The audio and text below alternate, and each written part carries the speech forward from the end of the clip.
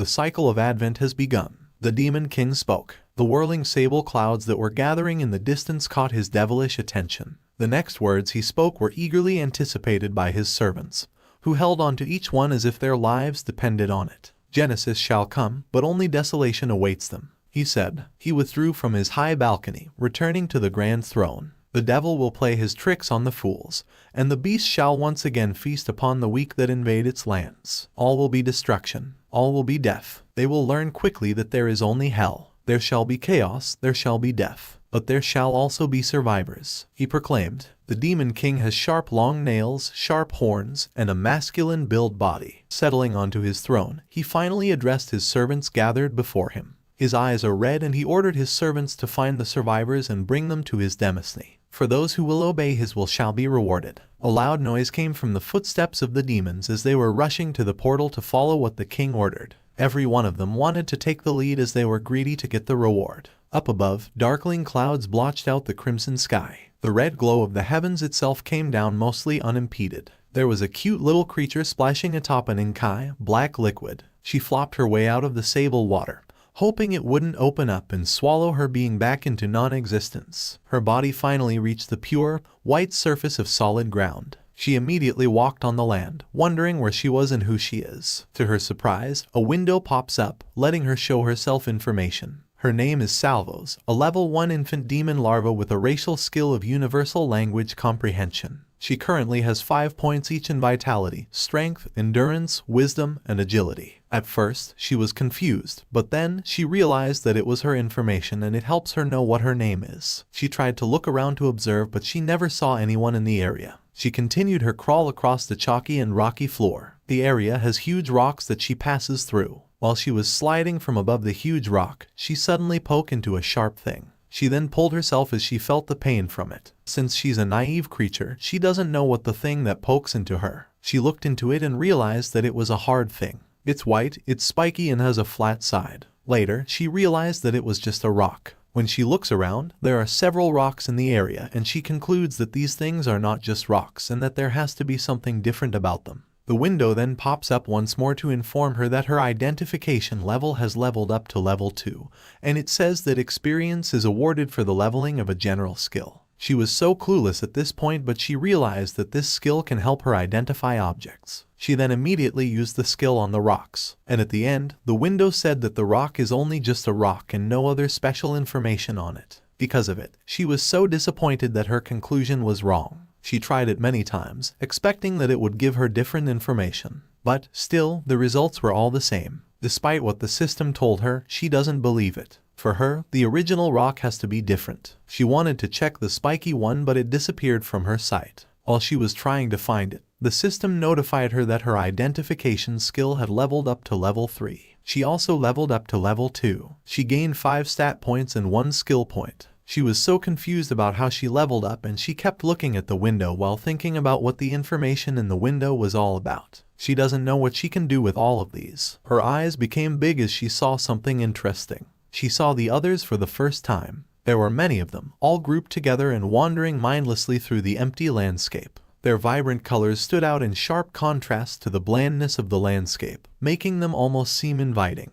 But Salvos did not approach. She waited in the near distance, watching to see what they would do. Most of them are just like her, but with slight variations in their forms. One of them had black and yellow spots on its back, despite the rest of its writhing mass of a body being red in color. Another one had only a single eye on its face instead of the 2 she had, with a pair of long protrusions right above it. And another one had multiple small protrusions at the bottom of its body, wiggling and moving in a way that somehow made it faster than the rest. She uses her identification skill to find out these larva's levels, but then all of them are the same and are level 1. She was just about to stop using her skill, deciding that these demons were all the same. But when she saw the demon with the protrusions, the legs, take a step closer to her. She then used her identification once more and found out that this larva is a level 2 infant demon just like her. She stared at the infant demon in shock and concluded that it's a female. This larva suddenly casts a fire skill that creates a flame. Salvos was so amazed upon seeing it, and she wanted so badly to learn how to do it. As per the system, the skill is a magical fire. The fire is conjured from mana and will be mastered through wisdom.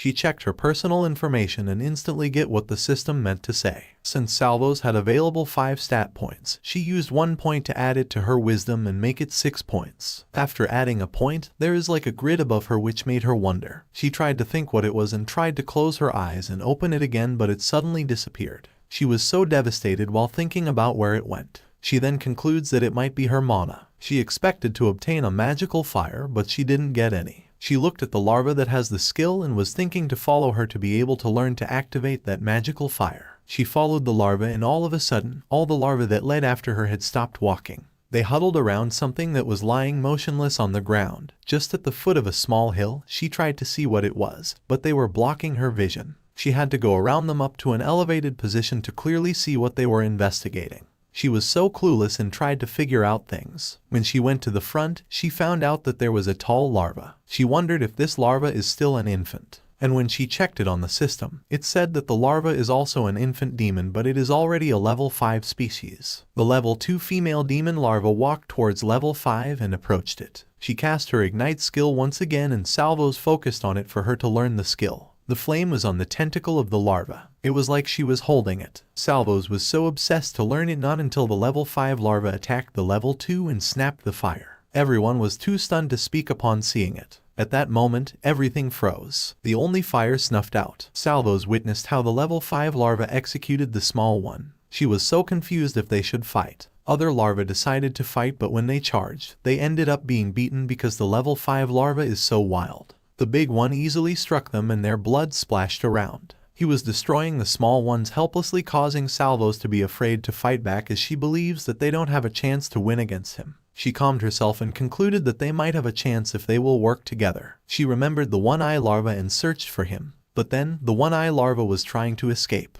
The big one was confidently fighting alone, executing the small ones, and because of it, he leveled up to level 6 and it grew bigger. Everyone was so frightened looking at him and even Salvos were losing hope. They all then dashed as fast as they could, but the big one suddenly came in front of them, which made them all panic. It was so much faster than them. Salvos continued dashing, but the level 6 larva bumped him and he rolled and fell. She was thinking of what she could do to defeat the big larva. And then, she saw the flame and there was a blue path coming out that created the grid again. While the big larva is bush fighting with the little ones, Salvos sees the opportunity to study her abilities. She almost came up with an idea, but she was distracted when there was a larva thrown into his head which made her sink to the ground. She kept rolling while she suffered in agony. Despite the pain, she still looks into the system window and adds her remaining available stat points to her wisdom. After adding it, there was like a lightning and a blue path appeared. She composed herself and told herself to copy what the female larva did. The big larva continued destroying the small ones while Salvos tried her best to create a fire. After she casts the ignite skill, she rushes to the big larva and after she passes through its tummy, her attack creates a big hole in the big larva. Because of it, she defeated the wild demon and she was glad that she finally created the magical fire. She even leveled up 3 times and learned 2 new skills. Her current level is 5 and she gained other skill points and stat points. She also learned general skills, basic mana manipulation, and basic fire conjuration. Not just that, but she also obtained fire strike skills. Salvos was speechless at this achievement of hers. She was interrupted when a red larva suddenly stared at her. Salvos is shaking as she is frightened that this larva will hurt her. "What do you want?" she asked. Salvos is staring at the red larva while waiting for an answer. The red larva was still looking at her without any emotions. His eyes then suddenly sparkled while looking at Salvos. Salvos is moving her head and the red larva eyes are following her. "Are you a rock? Why aren't you doing anything?" Salvos asked once again. Since the red larva didn't give her an answer, she decided to walk away. After defeating the large demon, she only had one thing on her mind, and that is to become stronger to reach a higher level. Each time she leveled up, she always felt more complete. It wasn't just a feeling, either. She has a total of 3 new skills and these skills worked like identification. It was an innate feeling for her, one she had to draw out, and it helps her level. Wherever she went, she ran into infant demons that behaved wildly. They'd attack her for no reason, just like the large demon. They wanted to kill her, but she doesn't want to let that happen. She didn't really care that they kept attacking her though. After all, defeating them only helped her grow stronger. But she has one tiny little problem. She was being followed. She was about to fight a wild demon, but the red one suddenly came and snatched it from her. At first, she really didn't mind it since this larva was with the others who weren't wild and it didn't seem like he wanted to hurt Salvos, so she let this red larva follow her. But whenever she gets into a fight, this larva will join and steal his kills. And even if he didn't outright execute them, as long as he participated in a fight, Salvos will still get less experience. She was so annoyed every time she would check her system and found out that she only got less experienced. She was very confident to fight alone and didn't need anyone to help her. As such, she tried to get away from him. When she distributed her stats, she was mostly focused on raising her agility alongside wisdom. Unfortunately, the red larva increases his agility too. Wherever she goes, the red larva is always behind her. She was so tired because he didn't want to stop following her. But then, thanks to him, she focuses on her agility over her wisdom just so she could be left alone, even though the latter was far more useful for fighting. And while she sometimes managed to lose him for a while, he'd always somehow find her again. She even got to the point that she wanted to execute this red larva, but then she realized that if she did that, it seems like she was still the same with the large demon. While she thinks about it, it makes her tremble. She doesn't want to be a wild demon, so she indeed decided not to execute him and just makes a way to lose him. All of a sudden, they saw 5 larvas, and in front of them was a black, bigger one than the others. Salvos were confused if these larvas were wild or not, but since they didn't attack her, she concludes that these were tamed. The black one is level 9 while the others are level 6 below. Salvos is level 8 as of now, and this level 9 is the only higher level than her. To her surprise, this larva pointed at her. Salvos was so clueless about what this larva wanted. She turned around and pushed the red larva to offer it to him as she thought that this black larva wanted to fight against her. "You can have him if you want, I don't want him at all," Salvos stated. The black larva moved his head in a response that he disagreed. He pointed again to Salvos. "You want you and me?" Salvos asked, and the black larva nodded. But then, Salvos still doesn't get what the black larva wanted to point out. The black larva suddenly struck an attack to stab her in the blood, then splattered. Salvos was clueless if she was attacked by the black larva. But then, the red larva appeared and attacked the black larva. He punches the black larva and Salvos concludes that the red larva saved him. She wanted to help, but her body couldn't move. The red larva fought confidently by himself, but then there was a green one-eyed larva who interfered and cast a skill. And while the red larva was fighting against the black one, he was suddenly hit in his head. The red larva stared at the 4 larvas. Then there he saw where the rock was coming from. These little larvas then attacked him instantly. Salvos becomes frightened and glances at the black larva. At this point, she now understands that these larvas aren't mindless like the wild demons. But then, she believes that they are not the same either. She concludes that the small larvas only see her as a thing for them to use her so they can level up and grow stronger. The low-level larvas continued fighting, and Salvos turned toward the level 9 larva and realized that this larva just wanted the experience of defeating Salvos alone for himself. The black larva was about to attack her using his sharp pincers. But then, Salvos cast her magical fire and attacked the black larva. Salvos then realized that she was much faster than his opponent. Without her awareness, the one-eyed larva cast a skill and attacked her. Good thing that she managed to dodge when the black larva tried to hit her. The black larva was affected by the flame, so he's smashing his pincers on the ground to put out the fire. At this moment, Salvos was annoyed by the one-eyed larva and she was planning to attack him first, but then the black one was dashing towards her. She knows that she should deal with the magical demon first. The one-eyed larva prepared himself to attack Salvos once more while the black larva challenged Salvos to fight each other. Salvos was triggered at this rate, knowing that both these larvas helped each other to defeat her. While she was looking at the one-eyed larva, she became furious and cast her basic fire conjuration. The black larva didn't expect that Salvos had a powerful skill, causing him to be nervous. Salvos composed the flame into her hand and prepared herself to attack. The black larva thought that Salvos was going to attack him, so he covered his face. But then, Salvos only passes through him and goes right away to the one-eyed larva. The one-eyed larva tried to stop Salvos by attacking her, but Salvos managed to dodge it and continued dashing towards the one-eyed larva and smashed him without any hesitation. Because of her attack, the one-eyed larva burned by the fire. Salvos was panting while looking at the flame, and she was thinking about the red larva that is higher level than the remaining larvas.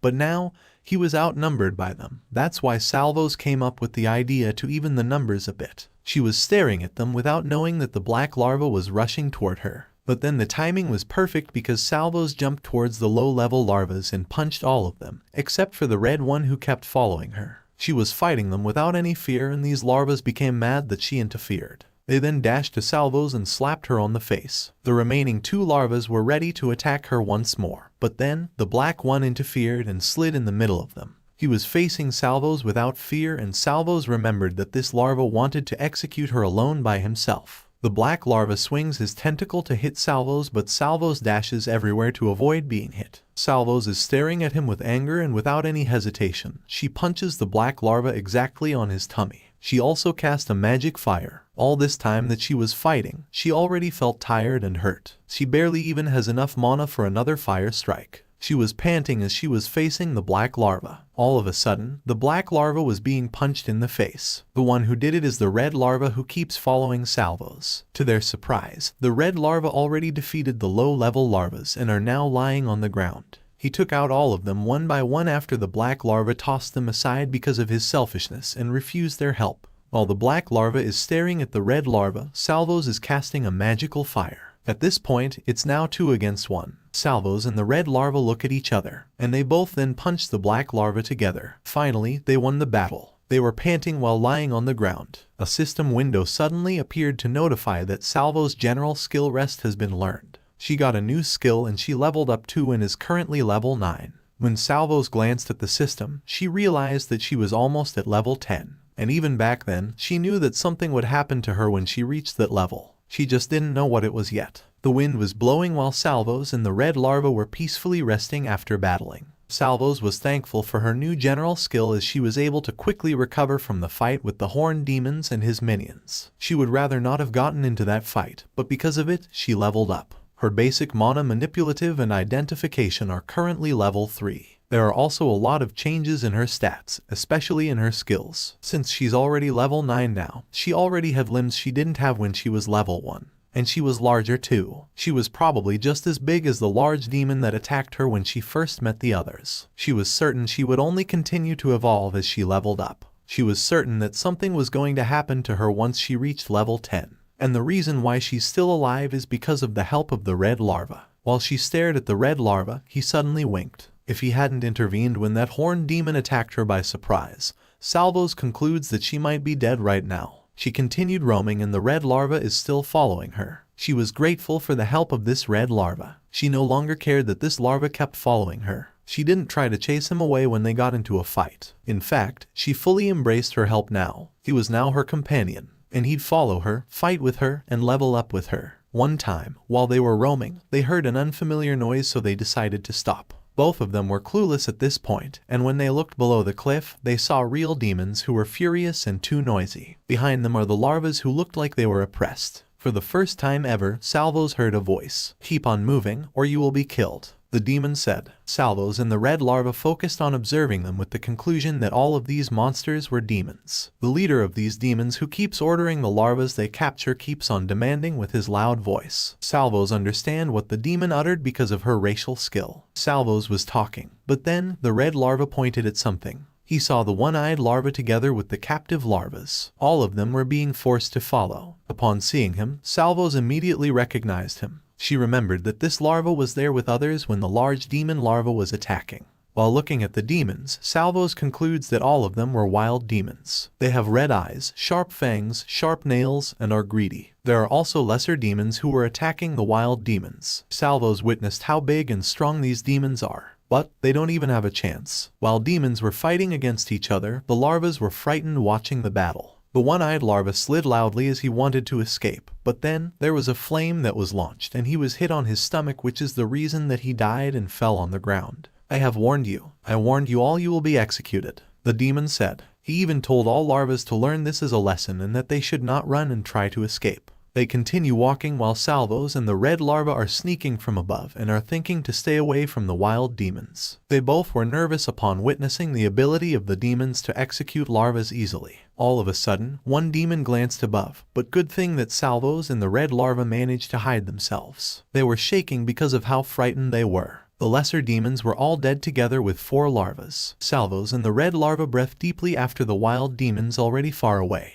They looked at the cliff again and noticed something flaming like a stick below. Salvos knows that this thing is made of magic, so she immediately slides while the red larva is following her. Upon checking, Salvos noticed that it was a spear. She was so confused about how it was made. The system appeared and notified that it was a medium-grade spear of flame, but it doesn't have an identification. Salvos tried to check again and her identification leveled up to level 4. At this time, she is now able to check the information of the spear. It says that it's a spear made of magical flames that allows the wielder to inflict additional damage. Because of this, Salvos comes up with the idea that she can use this weapon with her fire strike and make her attacks stronger. She was about to pull it out, but then they heard a loud roar behind them. There was one monster left, and upon checking the system, it was a level 15 hellhound. At this point, Salvos and the red larva were trembling in fear. The hellhound gritted his sharp teeth and was heading to them. It's the largest numeral gap between Salvos and any demon she has fought so far. She doesn't have any idea how she can fight this time. It was like an evolved demon for her. The hellhound was roaring and was rushing at them at a fast speed. He was about to attack Salvos and the red larva, but they managed to dodge. Salvos attacked using a fire strike, but then it did not leave even a little bit of scratch to the hellhound. The hellhound roared once more and raised his sharp claw to scratch Salvos, and at this time, Salvos jumped away. The red larva attacked the hellhound, so the hellhound focused his attention on the red larva. Since the hellhound was turning away from Salvos, Salvos seized the opportunity to attack the hellhound using magical fire. The hellhound was already in the middle of them, and both of them strike and attack, so the hound doesn't know who he will execute first. Salvos and the red larva looked at each other as they were about to attack, but the hellhound hit Salvos, causing her to slam on the corner. When the hellhound sees that she's already weak, he then goes to the red larva and scratches him. The hellhound is too strong, and Salvos knows that her companion cannot beat him alone. She was looking around and saw the spear. An idea then comes into her mind. While looking at her companion, he was already panting and suffering in pain due to his wound. His blood was splattering while the hellhound kept surrounding him at a fast speed. He remained standing and was shaking in fear. Salvos tried her best to pull out the spear, and she closed her eyes as it was too hot and was not budging. And finally, she managed to pull it out. When she glanced at her companion, it was being attacked by the hellhound and his blood was all around the ground. Salvos is looking at the hellhound with annoyance and ordering him to leave her companion alone. She was casting her fire strike to drive away the hellhound. At this rate, the red larva was already weak and lying on the ground. The hellhound grits his teeth and walks towards Salvos. He dashes and scratches Salvos. Salvos cast a fire strike while the hellhound jumped at her. Salvos is now wounded, and when the hellhound was about to attack her once more, Salvos didn't waste much time and struck the hellhound on its mouth using the spear combo with her fire strike. The hellhound fell to the ground, and finally, Salvos defeated the hellhound by herself. The system window then appeared congratulating him for winning the battle against the hellhound. Because of it, he leveled up 2 times and she's currently level 11. Salvos was glad that she beat the hellhound, but then her face suddenly sunk to the ground and she was panting in agony. The last thing she sees is her companion, who is rushing towards her. In a black environment, the system notified that evolution is now available for Salvos. From an infant demon, she can now become a lesser demon. Salvos was confused at this point. The system then said that she already met the requirements for 5 subspecies evolution. Salvos found herself in this dark surrounding, and the things she sees are the system windows where she can choose what subspecies she wanted to be. She can be a fiend, a fire fiend, a hellhound, an imp, or a zealous imp. While checking all of it, Salvos claimed that the information of these species is not hers, except for the zealous imp. The zealous imp is a demon subspecies form of an imp, carrying the same affinity to fire, but with a greater resourcefulness due to their intelligence. Still small and weak, a zealous imp replaces their mischievousness with a zeal that drives them above situations with unlikely odds. It has an additional 5 points of endurance, 5 points of wisdom, and 3 points of agility. Salvos choose this species and she suddenly floats while her eyes are closed.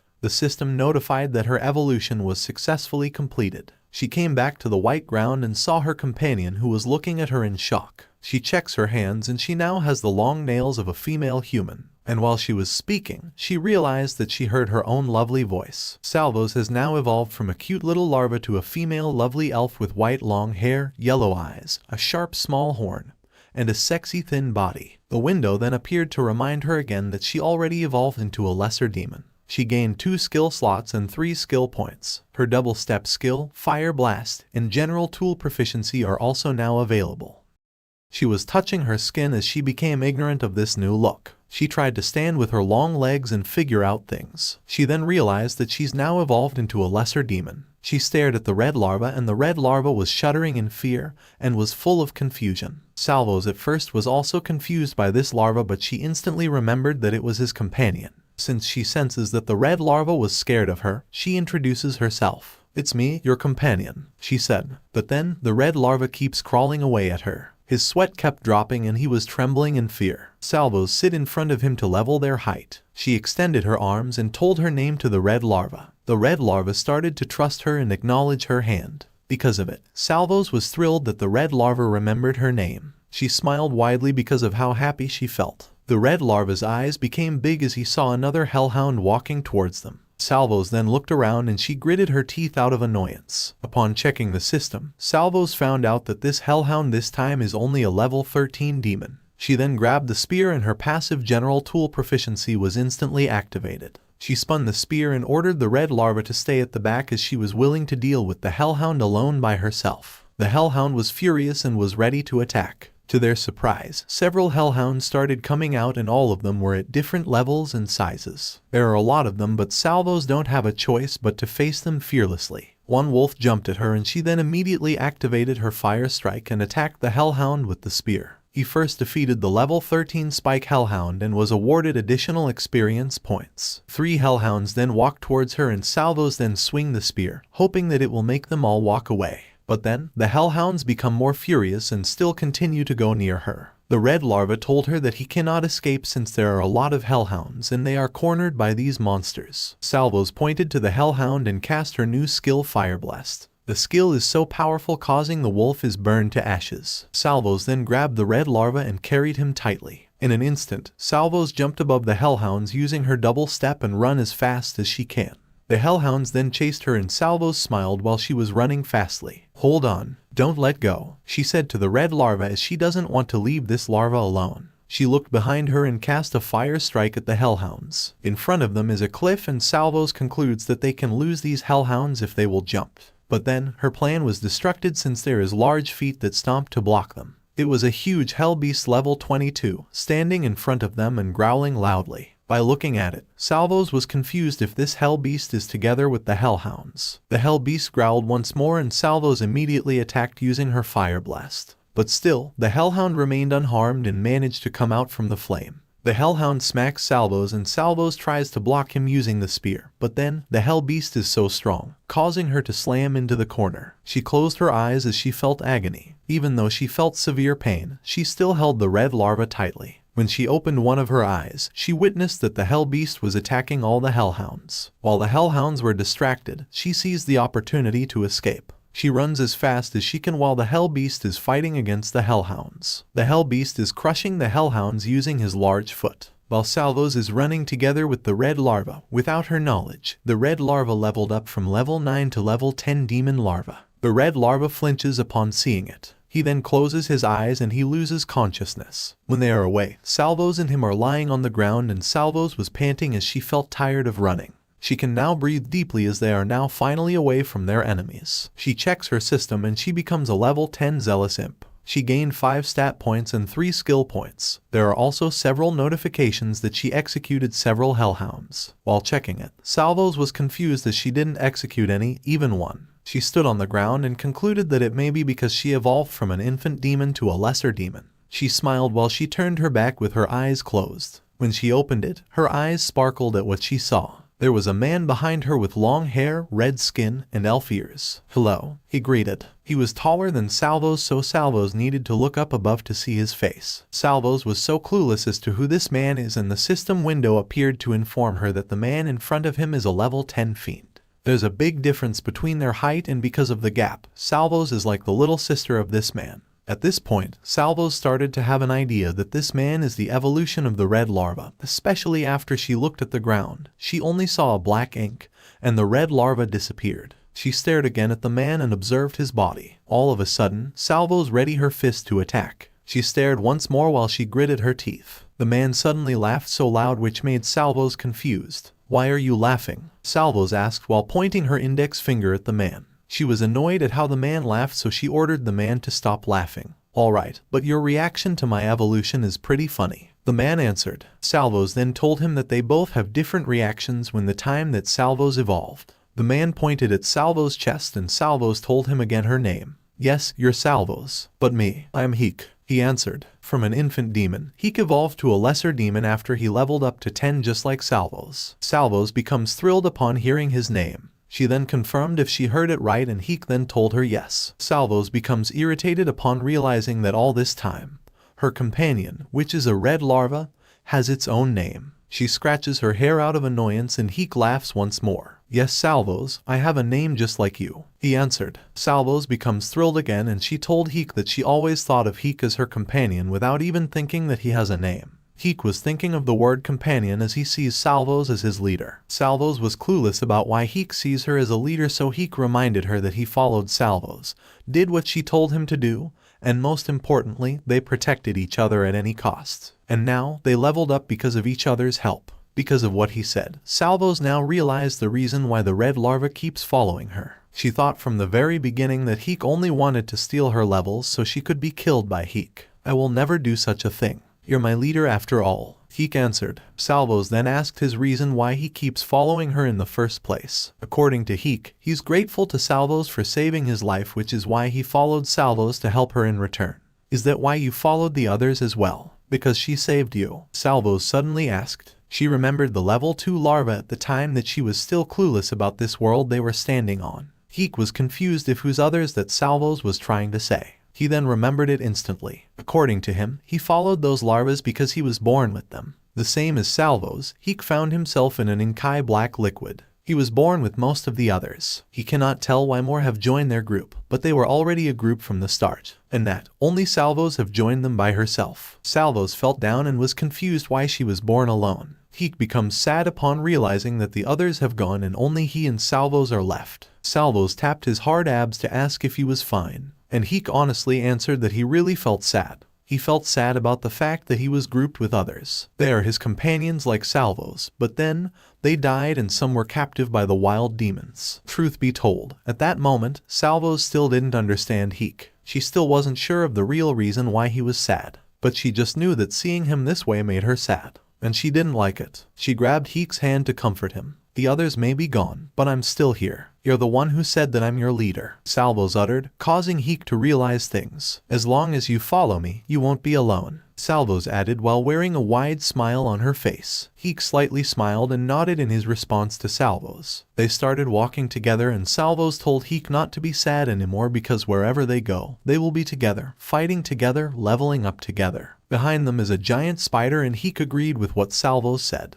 He believes that they will both be fine as long as they are together. The spider is attacking them and Heek blocked its attack using his arm. Salvos then rushed to the spider and slashed its abdomen using the spear combo with her fire strike. Heek grabbed one of the spider's legs and twisted it. Salvos attacked the spider using her fire blast and she jumped to stab the spider's head using the spear. The spider spit some green blood and shouted in agony. They both then successfully defeated the giant spider and both of them leveled up together. Heek is currently in level 13 and while they are leaving, Salvos was irritated that Heek leveled up twice while she only leveled once. She jokes around that it is unfair for her that Heek leveled up faster than her. Heek then reminds her that she's already level 15, which is why it's harder for her to level up. Salvos then chuckled and was about to say something, but both of their system windows appeared that surprised them. They talk to each other and seem like they have the same notification. Now entering Demon King's domain. Both of them continued walking for too long, but they didn't find anything.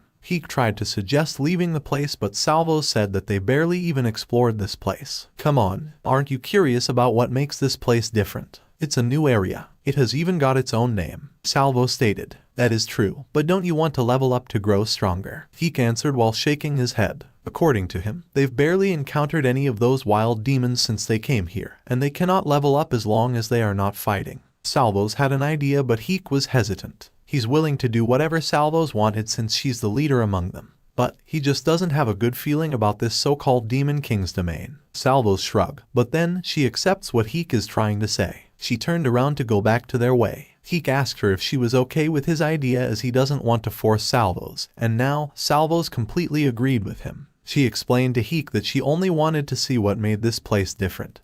But now, she was guessing so far that it was nothing. Also, she now feels that it really is dangerous in this place. She has a feeling that this might have been where that procession of demons went. And if they'll find them, she concludes that these demons will force them to follow, or even worse, will murder them. She smiled and told Heek that she doesn't want it to happen. Heek smiled slightly and was glad that Salvos understood what he was trying to say. "Come on then, let's just go," Salvos said with excitement while raising her spear. Heek becomes shocked as he sees something unfamiliar. There was someone heading on them. When they clearly see it, it was a man with a boulder body and his skin is azure and has the same ears as them. It was stomping like a giant and clanging its weapon on the ground. When this man arrived in front of them, it was a giant that was bigger than Heek. "What's this?" It seems responding to that contract call was not a bad idea after all, the man said while smiling. Salvos and Heek are ready themselves to fight back if in case this man will hurt them. 2 survivors and lesser demons at that. "That's quite a feat," he added.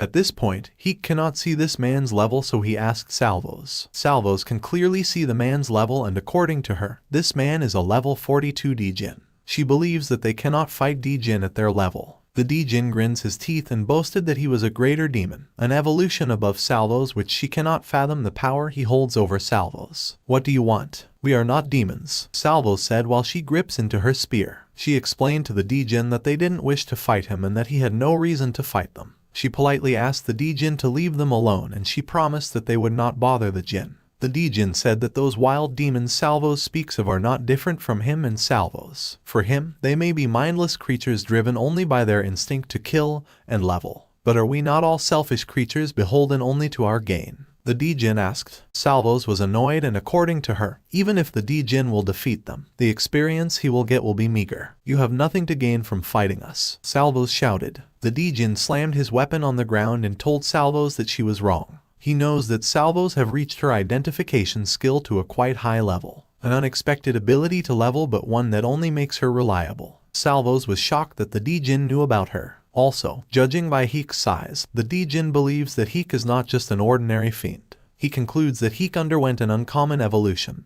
perhaps even a rare evolution. "Now, come with me, lesser demons, to greet your king," the D-Jin said. Both Salvos and Heek don't have any idea about what to do, since the D-Jin is so much higher level than them. He believes that they don't stand a chance at all. That's why she decided that it was better for them to just follow Jin. She informed the D-Jin that they will follow him. But before that, she wanted to know what the D-Jin would do to them if they followed him. "You must be mistaken, imp. That wasn't a request," the D-Jin answered, causing Salvos to be surprised. The D-Jin then attacked them using his giant weapon, and Salvos and Heek dodged right away. But then, Salvos fell to the ground. The D-Jin walked towards Salvos and told her that he will drag Salvos' half-dead bodies to his lair if he must. And after he will complete that contract, King Rignorex, or the Demon King, will reward him greatly for bestowing him both a fiend and an imp. "I am not just an imp. I am Salvos," Salvos shouted while casting her fire blast and attacking the D-Jin. The Jin smiled and cast his burning haze that created purple ashes surrounding him. Salvos then used the spear to block D-Jin's attack on her. "To think you'd have a fire creation skill. It seems you have more value than I thought," the D-Jin uttered while stomping to go near Salvos. Salvos then realized that the purple coming out was ashes. The D-Jin is very fast, walking towards Salvos, and from behind, he was about to hit Salvos, but Salvos managed to get away. She really feels how fast the D-Jin is. The Jin smiled and told Salvos that she cannot run forever. To his surprise, someone is going to attack him using a crushing blow. When he looked on his side, it was Heek who already punched his face. It was a strong punch, but the D-Jin remained unharmed and even called Heek a weak fiend. "I will show you how it's done," he said while squeezing his fist. He then punched Heek, causing Heek to flew away and vomit blood. Salvos was worried for Heek and she wanted to go to him. But then, the D-Jin blocked her way and was about to grab her face. Salvos is now furious and grits her teeth out of annoyance. She cast a fire strike and attacked the D-Jin, combo with the spear. The D-Jin was familiar with the weapon, but he only caught it with his bare hand. He slammed his weapon on the ground, causing the ground to crumple to pieces. Salvos then jumped backward to avoid being hit by a strong force coming from the D-Jin. The D-Jin now had a wound in his hand and his blood was dripping. He knows that the spear Salvos was holding is a medium-grade weapon. He was confused about how a lesser demon like Salvos got this weapon. But then, Salvos doesn't want to answer his confusion. The D-Jin was mad and raised his weapon. He cast his tremendous skill, which is the sphere of ash and cinder that creates a circle above. He He will use this as a bullet to attack Salvos. Since he feels that Salvos don't want to come with him, he decides to execute Salvos and will take Heek instead. For him, one is better than none. He attacks Salvos and Salvos use double steps to get away. Despite the fact that she managed to escape from this attack, she still feels how painful this ash is and she concludes that this would have ended her life if she didn't use her double step to get out of there. But then, now, she thinks that she cannot be able to dodge it this time. The D-Jin was ready to kill him, but when the D-Jin was about to strike an attack, Heek suddenly appeared. Heek rode into his shoulder and grabbed his head. "Escape. You can do it," Heek shouted to Salvos. Salvos doesn't want to follow him, but then, the D-Jin got a chance to get away from Heek and punched him right away. Heek flew away and Salvos then ran away with guilt and she apologized that she came up to the point of leaving her companion together with their enemy. After a while, Heek was held captive by the D-Jin. The D-Jin carried Heek in his shoulder and Heek's blood kept dropping to the ground. It was like a path from their first destination, going to where the D-Jin will bring him. At this time, Salvos finally comes out from the Demon King's domain. Salvos felt sad about the fact that Heek saved her, but she chooses to leave him to be taken to the Demon King Rignorix. And now, she's alone by herself, walking on the white surface. She questioned herself if her decision was bad since she had been alone for most of the time she had been alive. Even the time she had spent with Heek was minute in comparison to the time she had spent on her own. She doesn't know what she will do now. She comes up with the idea to just level up like she had always done. But, at the same time, she was confused if leveling is really for her life. She raises her hand and squeezes it. She told herself that she had to have a better reason than that. She admits that she enjoyed leveling. Every time she evolves, she feels more complete. But if she were to act only on her instinct to execute and evolve, she concludes that she would be no different from the mass of wild demons. Heek is her companion. He is the only one who recognized her as Salvos. Maybe Heek and her will not always be together, but that doesn't matter to her because Heek acknowledges her. That's why Salvos also wanted to acknowledge him too. Outside the Demon King's domain, she encountered an enemy and it was like her. But then, she defeated it by herself. Salvos turned back and was standing in front of the entrance of the Demon King's domain. Meanwhile, blood splashed while Salvos stepped into it. She entered the lair, Lucerna's lamp, as she followed the blood of Heek. She stopped as the trail ended, so she believes that Heek is inside. Upon seeing the information on the system window, she concludes that D-Jin's name is Lucerna. But then, she forgets about it. What's the matter for her now is to get Heek out of here. She sneaked inside and instantly saw the Jin doing something on the table. Heek is behind him and is locked up. Also, there was a pentacle in the middle of them. All of a sudden, the D-Jin slammed the table using her hand and he was annoyed that Salvos had a greater weapon than him. Salvos overheard what he was talking about. Salvos said that the Spear of Flames was just a medium-grade weapon, but that doesn't sound great to him. He even called Heek a fool fiend who only uses a rock as his weapon when in fact, it has no grade. According to him, only a weapon crafted with skill and mastery would be qualified as even a low-grade weapon. He was disappointed with his burning mace. Despite its usefulness, it is still a low grade. And for a medium-grade weapon to be created out of magic, it has to be a work of an archdemon as per this Jin. He keeps talking while Salvos is looking for a chance to help Heek. He turned around and he was standing near Heek. Maybe I've overestimated even your intelligence. After all, despite your evolution, it is expected for a newborn to be ignorant. When I show you to our king, do not speak, do not ask questions. Remain silent and you will be rewarded. The Jin uttered, and turned his attention to the contract he needed to finish. While he was busy, Salvos was already at Heek. Heek was shocked that she came. The Jin suddenly shouted in disappointment and he was facing something that looked like a mirror with a bright blue light appeared. He was talking by himself while Salvos is trying to help Heek escape. Salvos keep looking at him to make sure that they will not be caught. The Jin then called Heek and told him that it was the time he will meet the king. Salvos then used the spear to destroy the lock. She successfully opened it and the Jin then heard the noise and instantly looked behind him. He screamed in anger while Salvos and Heek were running away. He was casting his sphere of ash and cinder while Salvos threw the spear at him and he was struck on his shoulder. He shouted in agony and his blood splattered. The sphere of ash and cinder is going to Salvos and Heek, but then both of them manage to dodge. The Jin grips the spear and pulls it out on his shoulder. He was standing in front of Salvos and Salvos then ordered Heek to go first. The Jin attacked her and she jumped to avoid it. She cast her magical fire and she tried her best to stand and balance her body. She attacked the Jin with her skill, but the Jin remained unharmed by the flame. The Jin is holding the spear and is now furious and casts his burning haze. He then attacked Salvos and Salvos was hit by it and fell on the ground. The djinn is walking towards her and bids goodbye as he was planning to end Salvos' life. Heek is shouting her name and is worried for her. Despite the fact that Salvos is suffering, she's still trying her best to get up. At this point, the djinn is casting his skill, but before he can attack, Salvos uses her double step and pushes the djinn to the portal. She jumped higher, but then the djinn got a chance to grab her foot. Salvos tried to hold tight on the ground, but she was being pulled by the djinn. Heek then runs as fast as he can to get Salvos. Salvos extended her hand and asked Heek to grab her hand, but it was too late for them. Salvos completely go inside the portal, leaving Heek alone at Lucerna's lamp. Salvos' system window appeared, notifying her that she was leaving Lucerna's lamp and leaving Demon King's domain. There's also a notification that she's leaving Nexia's Netherworld. The djinn's choker has been broken and Salvos have entered the mortal realm. The djinn and her fall into the underground and are now in a pentacle. There are several men in black robes who have covered their faces. Almighty Lucerna, greater demon of the Netherland, you've accepted this offering and now we implore you, the man proclaimed while smiling, but his mood changed and he was confused upon seeing Lucerna together with another creature, which is Salvos.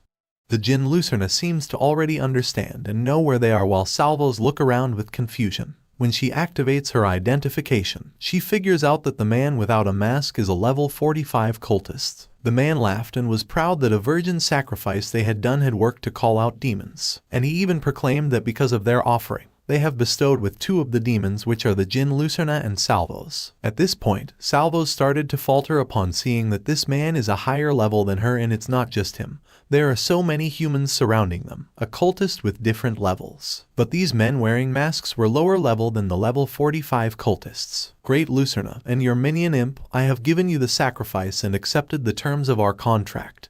Now I ask you to fulfill my bidding. The man shouted while pointing at the djinn Lucerna. He started to tell a story to everyone and everyone was in silence. According to him, there is a town called Dawnwind, and there was a girl in this town named Lucy. She was a pretty little thing who always knew how to steal a boy's heart. But no boy could ever get her because they'd have to get the approval of her father, the baker. And if they try and failed, they won't be getting any bread for the rest of the year. The baker always made delicious cheese bread which was loved by everyone. He kept telling a story while the djinn Lucerna was staring into something. Salvos also noticed that the ring on Jin's neck was broken to pieces. The man continued his story. As for him, the girl named Lucy would play with the feelings of all the boys in town, and he is one of them. Luckily for him, he had been an errand boy for the baker and was able to get on the baker's good side. He eventually worked up the courage to ask for the baker's approval, and he successfully got it.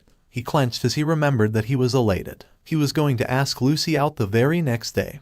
But the next day, a group of gold rank adventurers passed through their town, led by the mighty warrior Nolan, and Lucy fell for him. The baker didn't approve of this relationship, but Lucy ran away with her party instead, leaving this cultist behind with a broken heart. He was trembling while crying as he recalled these memories from his past. While listening to him, Salvos was confused. She doesn't have any idea or any hint about what this man was talking about. Now, mighty Lucerna, I ask you to destroy Nolan and his band of adventurers. Make him pay for what he did to me. The man screamed while facing the djinn Lucerna. He was full of hatred and was very obsessed to get his revenge. Salvos slowly glanced at him and she was thinking to find a way out to escape and run away from these people. Inside the cave, she saw a way out, but there are 3 cultists holding their weapons and blocking the way. One cultist interfered with the level 45 cultist and reminded him that they are doing all these things so they could get revenge on King Hale for the unfair tax he has put on them. The level 45 cultist shrugged and told them that what they wanted will now work. He claimed that a greater demon may be powerful, but for him, there was no way Lucerna can destroy the king. All of a sudden, the djinn Lucerna roared so loud and was berserk. He was mad that the ring on his neck was broken. He stomps his feet while he's looking at the cultist with anger in his eyes. He roared once more and Salvos then jumped out from the pentacle. The man was about to block her way, but Salvos cast her fire strike and scared him. She successfully gets away from the level 45 cultist, and the cultist screamed, ordering his servant to stop Salvos from escaping. The man informed the djinn Lucerna that Salvos is misbehaving and he was about to order Lucerna to catch Salvos, but what he saw made him flinch. While Salvos is running away, she still witnessed how the djinn Lucerna attacked the humans. Lucerna is holding the spear and punches these people one by one, and no one can stop him. The cultist reminded him about their contract which he should obey, but the djinn Lucerna didn't listen to even a single word coming from him. Salvos seized the opportunity to run away as fast as she could, but someone attacked her using a spear. She was almost struck by it, but good thing that she dodged it and only hit the ground. At this point, she was facing the 3 cultists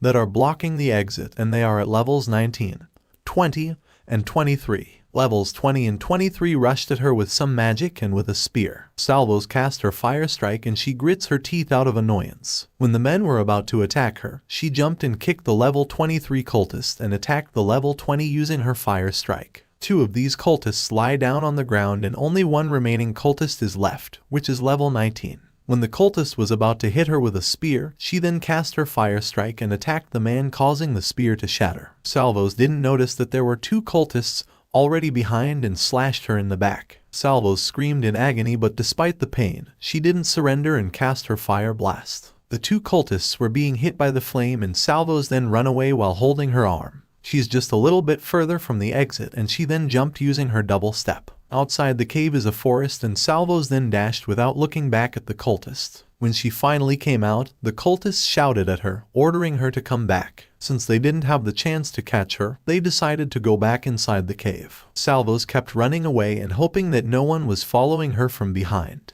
She didn't see that there was a rock, so she stumbled and fell on the ground. She then realized that she finally lost the cultists. Several notifications then appeared altogether, so she checked it one by one. She received 2 additional points of vitality for surviving at near death for a prolonged period of time. She also received 2 additional points of strength for performing feats of strength greater than her physical limits. And she received 2 additional points of endurance for showing physical and magical durability even when stamina and mana are depleted. After checking it, she suddenly lost consciousness. She heard Heek's voice asking her to run and grab his hand. She then woke up in shock. She gets up and turns her head side by side as she was expecting Heek to be around. But then, she realized that it was just a dream. She was observing around and saw a lovely butterfly above a beautiful flower. The place is green and she concludes that she's in the mortal realm. She then holds her head as she is in pain. Everything on her still hurts. She was sitting and there was blood behind her. She then heard something rustling behind. When she looked behind, she thought that it was a hellhound, but the system appeared to notify that she was facing a level 18 dark wolf. The wolf is growling upon seeing Salvos. He gritted his teeth as he was going near Salvos while Salvos looked away. At this time, they both have the same level, and one thing Salvos knew is she should be careful. The dark wolf growls once more and Salvos immediately casts her fire strike. She prepared herself and instantly attacked the dark wolf. In just one attack, the dark wolf was defeated by her and she was a little bit annoyed that it was too easy, unlike the past monster she faced. Salvos tried to find a way back to the Netherworld. She had made the decision to get back to Heek as soon as she woke up. It was the only thing on her mind. It was the only thing she cared about. Unfortunately, she got a little bit distracted. As she was roaming around, she saw different creatures like a butterfly that caught her attention as she admired how lovely it was. She also saw snails and caterpillars, which made her slightly scared. She keeps observing around and she notices that the sky is blue instead of red, just like the red sky in the Netherworld. Also, the sky in this world keeps changing, which makes her more confused. She witnessed how it changes from blue to orange and becomes darker and goes back to blue again. She sighed as she felt how weird this world is. She called this place a mortal realm, and it indeed was such an odd place to her. And not only that, she feels that she was being hunted.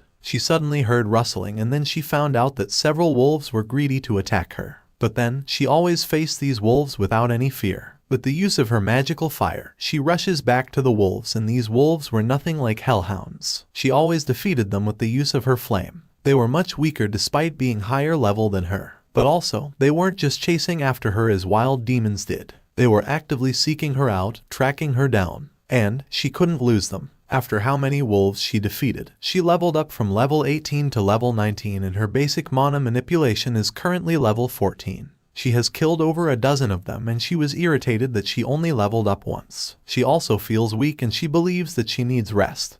But then, she hears a noise again coming out from the grass. When she went near it, an unconscious wolf appeared, and this time, it didn't have a level, which made Salvos confused. She looked up above as she noticed that the 3 were moving. To her surprise, several wolves came out and there was a large wolf, larger than the others. It was a level 30 dark wolf. And by looking at him, Salvos concludes that it might be the leader of all the dark wolves. Is this the last of your pack? That's why they're so low leveled, isn't it? I executed the rest of your pack, Salvos asked. But the wolf only growls loudly, and Salvos thinks that the wolf is furious at her for executing several of his minions. Salvos told him that his minions are the ones who attacked her first, and that's why they were all dead. And now, she's willing to execute these remaining wolves, including the level 30 Dark Wolf. 2 wolves from behind then jumped at Salvos, but Salvos was so attentive. She stabbed these 2 wolves without looking at them using her fire strike. The low-level wolves leap into the grass and only the leader is left. Salvos still activates her fire strike and focuses herself looking at the wolves on the grass that are trying to confuse her. 3 wolves then jump together to attack her, but Salvos managed to kill them all. The blood splattered and Salvos kneeled on the ground and saw another wolf approaching her. The wolf then jumped while roaring, and Salvos got up and used his double step to dash into the wolf. She attacks the wolf using a fire strike, and the wolf uses a shadow portal to escape from Salvos. Salvos continued attacking the remaining wolf and she almost defeated them all. Without her knowledge, the no-level wolf gained consciousness and is already standing behind her. The level 30 Dark Wolf comes out from the shadow portal and attacks her arm. Salvos' blood splattered and she screamed in pain. She was furious at this point and she cast her fire blast and attacked the wolf. But then, the wolf was unharmed by the flame and only left a small scratch. It is the only remaining wolf left that Salvos needs to be defeated.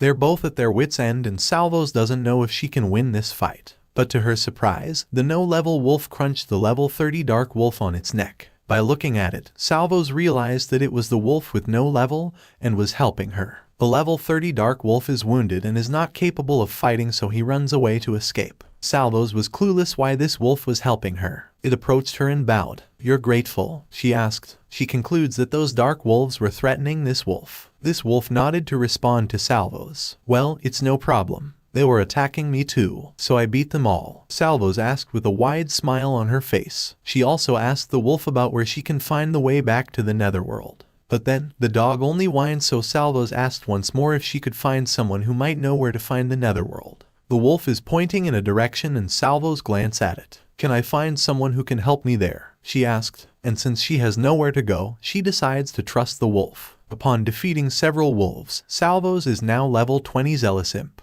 In the forest, there are 2 people talking while riding in a carriage. According to them, it's been 2 months since those invasive dusk wolves came to Fallisfield, and not a single adventurer has taken them out yet. They also heard that dark wolves are not as dangerous as shadow wolf evolution, but still, they believe that there are a dozen of them in this area. They also talked about the gold-ranked adventurers that are already hired out by the Ignoria Empire and Elutra Kingdom because of their war. According to them, any adventurer with a brain would stay away from Nixa and go straight there. The kingdom hired adventurers to protect their towns and cities from monster attacks. All their soldiers and able-bodied men are at the front lines, so they have to rely on adventurers to protect their citizens. While they were seriously talking, someone called them. They both looked around with anger as they were annoyed that someone interrupted them. The one they saw is Salvos, who are asking them about where to find the way to the Netherworld. Both men were nervous upon seeing unfamiliar creatures like Salvos. They screamed as they were scared, especially because Salvos have a horn, so they conclude that she was a demon. Salvos widely smiled at them and asked once more. But both men don't know about the place she mentioned and only looks at each other. They screamed so loud and Salvos immediately activated her fire strike and ready herself to fight. To her confusion, 2 men ran away screaming that there was a demon, leaving their carriage in the area. Salvos then concludes that these men might think that she will attack them, and that's why they run. The 2 men were so scared and even blamed that someone else summoned a demon to murder them. Salvos feel down as she didn't get any answer from them. She looks at the horse, hoping that this horse will give her an answer. But then, the horse suddenly snorted, which made her startled. Meanwhile, Salvos continues searching for someone who can give her an answer. She always gave them a wide smile, but all the people always screamed as they were scared. They ran as fast as they could to stay away from her. She already senses that all humans she runs into keep screaming and running from her, so she concludes that this is some sort of human thing.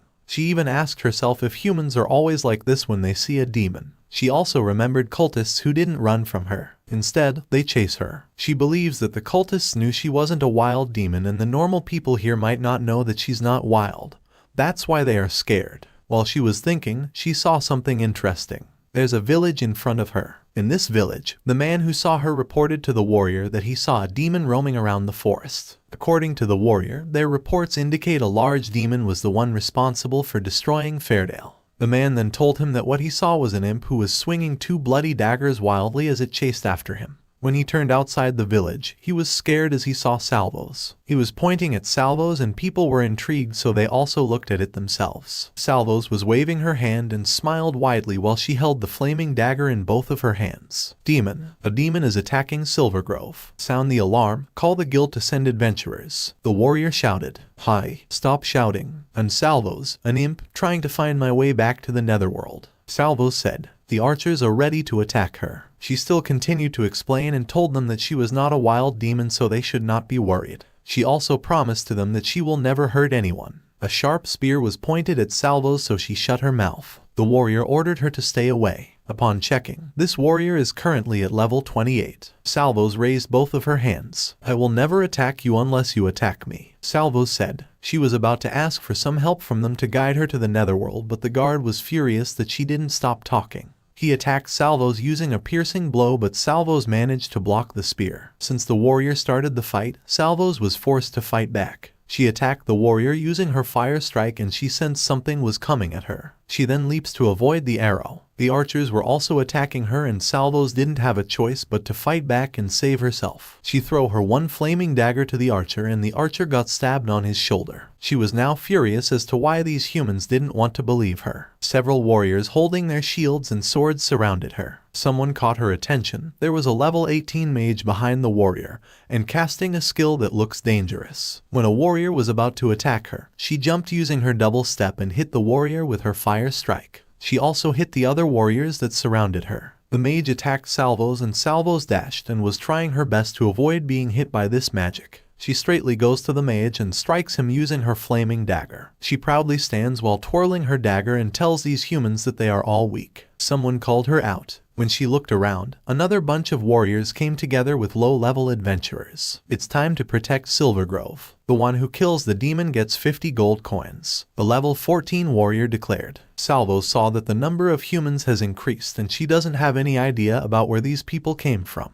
She was destroyed at this time, and when the mage attacked her once more, she was hit by the magic, causing her to fall on the ground. She feels too weak and her body is trembling. She was curious why the mage still managed to stand. As she remembered, she almost ended the life of this mage a while ago. One warrior was dashing and was ready to attack Salvos with a piercing blow, but despite that Salvos was in pain, she still tried her best to dodge, so the warrior only hit the ground, causing it to shatter. One of the warriors drank something in a small bottle and a green light appeared. Salvos then realized that the man was healing. The man handed the bottle to the other warrior who was wounded and told him to take a sip. The mage reminded them all to be careful since he noticed how fast Salvos' movement is. He also informed everyone that their level 50 captain named Nathan is on his way to help them. Salvos was frightened upon hearing it. There's a huge gap if she will push herself to fight back. She decided to escape using her double step and the warriors chased her. When the night came, Salvos was panting while leaning on the tree and she finally managed to lose all the humans that were chasing her. She is wounded and her body is full of bruises. She also lost some blood and she was confused why everything in the mortal realm wanted to murder her. She felt sad as she remembered Heek. Although in the Netherworld, everyone also wanted to kill her, but then there's someone who is always by her side, saving her and accepting her for who she is, and that is Heek. She clenched her hand as she missed her companion in every battle she was facing. She was so determined and obsessed to go back to the Netherworld and find Heek to be together again.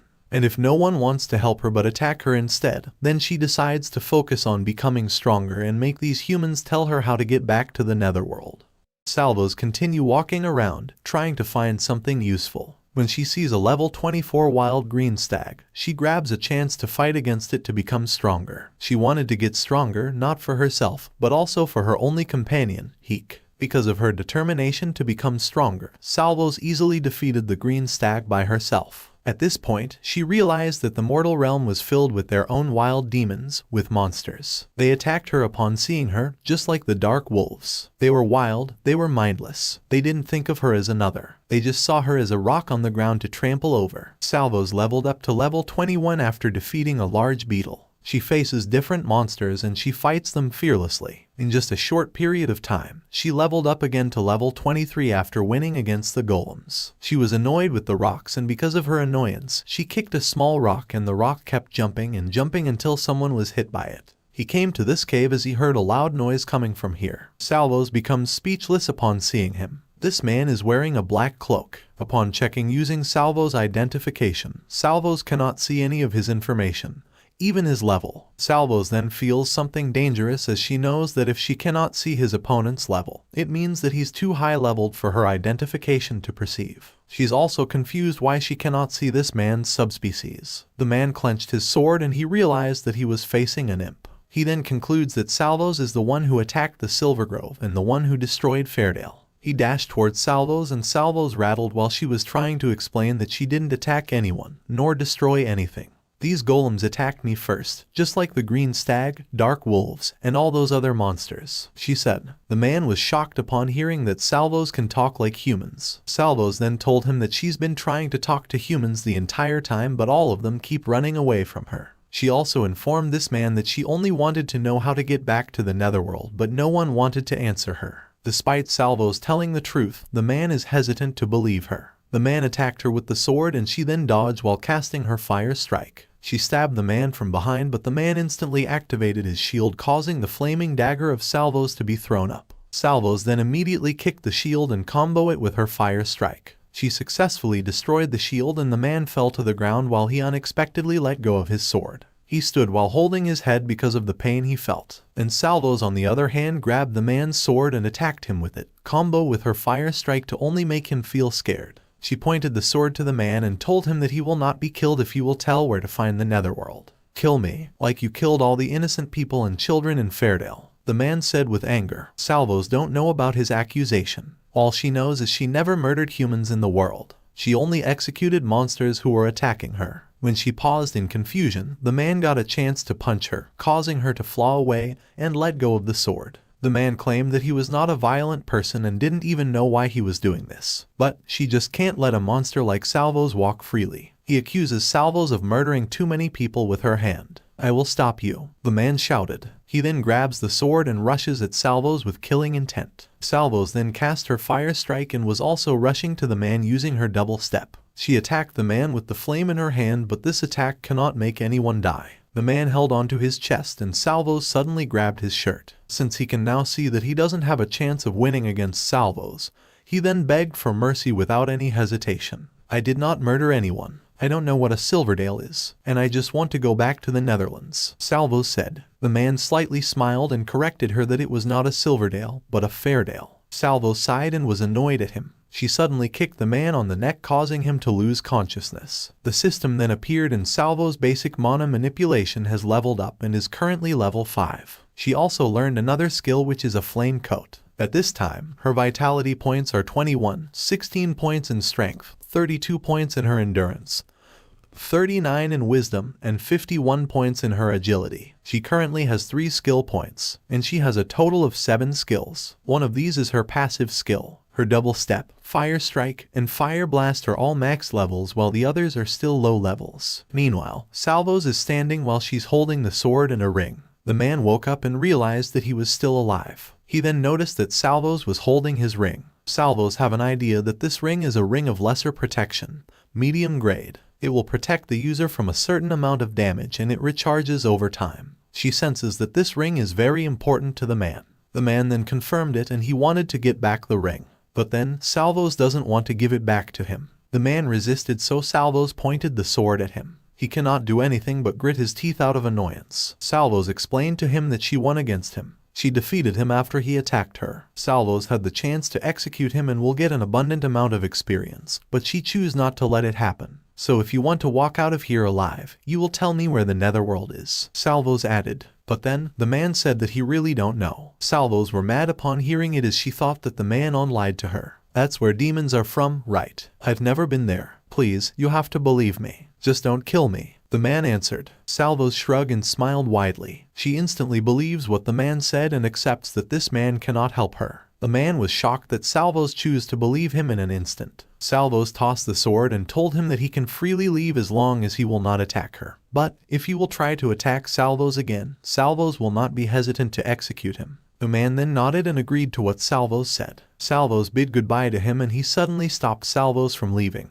Salvos turned back and was annoyed. But then, the man stands and asks Salvos once more if she was really not the one who destroyed Fairdale and burned it to the ground. Salvos then confidently answered that she was not the one he was talking about. The man took a step towards her and he raises her hand. All of a sudden, he offered that he can help Salvos went back to the Netherworld. Salvos was confused and the man clarified that he only thinks he can. He's not sure that he can really help Salvos, but he wanted to try. Salvos suddenly cast a flame and she was furious as she thought that the man lied to him. The man falters while he's explaining that he did not lie to Salvos and only wanted to help Salvos. He knows that Salvos badly wanted to get back to her world. Salvos told him that she wanted to go back to the Netherworld to return to his companion. And if that happens, he's willing to go back into this mortal realm and explore together. Return, but you will not execute anyone, right? The man asked. I told you, you humans have been the ones who have been trying to kill me since I got here. I haven't killed anyone who hasn't attacked me first. Salvos answered. At this point, the man understood what Salvos was trying to say. He then offered to help Salvos. He may not be able to get her back to the Netherworld himself, but he is sure that he can find a way if Salvos will come with him. He scratches her cheek as he doubts that Salvos will agree with him. But then, Salvos accepts his offer without any hesitation. The man was surprised that Salvos is willing to come with him after they fight each other. He asked Salvos once more if she was really sure and Salvos confidently answered yes. She then asked where they were going and the man said that they would go to Hazelberry, a city just a few miles to the north. Alright, let's get going to the Hazelberry, Salvos said with excitement. The man was happy while looking at her, but he became disappointed when Salvos realized that she didn't know where the north was. Meanwhile, they are heading their way to Hazelberry, but Salvos is always distracted every time she sees lovely butterflies in the area. The man decided to let Salvos know his name,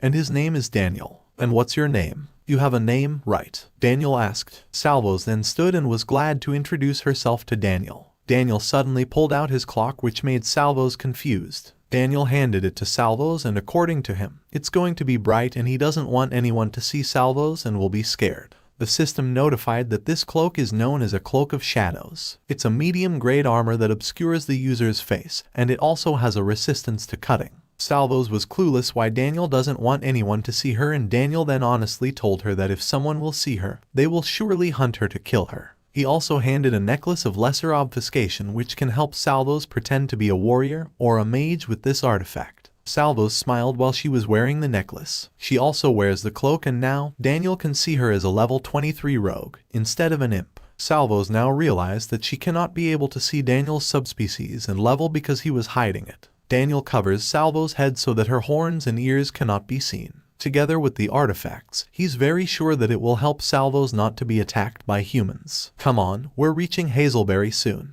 Daniel said. While they were walking, Daniel asked Salvos if it was possible for him to get back the ring since he gave his cloak and necklace.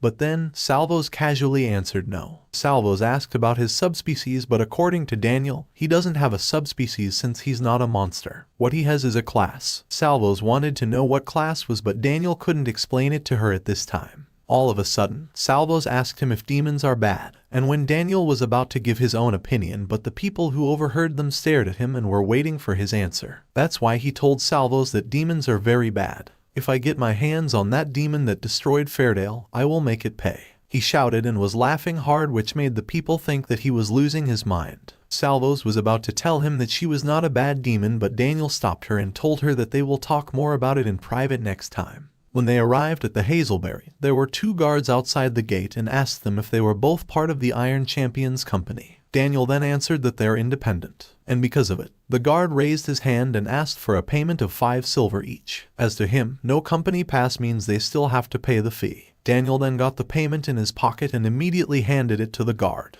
They finally entered and Salvos asked why Daniel paid the guards. Daniel then explained to her that it was their job. Any adventurers not part of the Iron Champions Company have to pay a fee. It's one of those perks of signing up with them as per Daniel. Salvos peeked out and was curious about what the Iron Champions Company is all about. Daniel said that Iron Champions Company is a local company of adventurers, but they more or less have control of all the adventurers around the area. They're only contested by small minor companies that don't have enough power to even challenge their authority by any substantive means. Salvos tilted and asked another question about what an adventurer is. I have a lot of explaining to do, don't I? Daniel kiddingly answered. Daniel began to explain things to Salvos as they entered this place called an inn. According to Daniel, adventuring is something humans do for money. They also raid dungeons and get paid to exterminate monster lairs. Now, she actually knew what a lair was. The point of it all is to keep these cities, these places where a bunch of humans congregate, safe. Adventurers put their life on the line to fight monsters by selling monster parts in the market or taking up local monster bounties. Working as an adventurer requires them to sign with the Adventurers Guild. But there are probably tens of thousands or even hundreds of thousands of adventurers out there. Such a large organization can't manage every single tiny detail when it comes to adventuring.